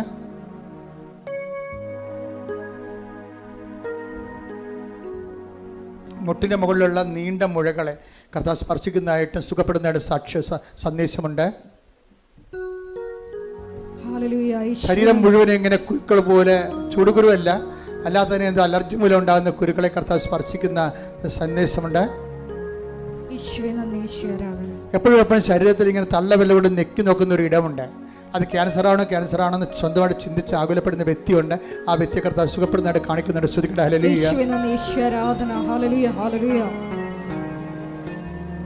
വ്യക്തിപരമായ ആവശ്യങ്ങൾ മൗനമായി പ്രാർത്ഥിക്കുക. ശ്വാസകോശങ്ങൾ സംബന്ധിച്ച് പ്രാർത്ഥിക്കുക. ശ്വാസകോശങ്ങളുടെ കർത്താവിൻ്റെ പരിശുദ്ധമായ രക്തം കയറി ഇറങ്ങാൻ വേണ്ടി പ്രാർത്ഥിക്കുക. ശ്വാസകോശങ്ങൾ കർത്താവ് സുഖപ്പെടുത്തുന്ന സമയമാണ്. ഇത് സാക്ഷ്യം പറയാൻ നിങ്ങൾക്ക് സാധിക്കാം. ഒരു തോളെല്ലില് വലത് തോല് ഇടിഞ്ഞും ഇടത് തോലും മുന്തി നിൽക്കുന്ന ഒരു അവസ്ഥയാണ്. എന്തോ അപകടത്തിലോ അല്ലെങ്കിൽ ജന്മനോ സംഭവിച്ചതാണ്. അത് ബാലൻസ് ചെയ്യുന്ന രീതിയിൽ ഒരു സന്ദേശം ഉണ്ട്. കർത്താവിന് നന്ദി പറയാം. ശ്രുതികട.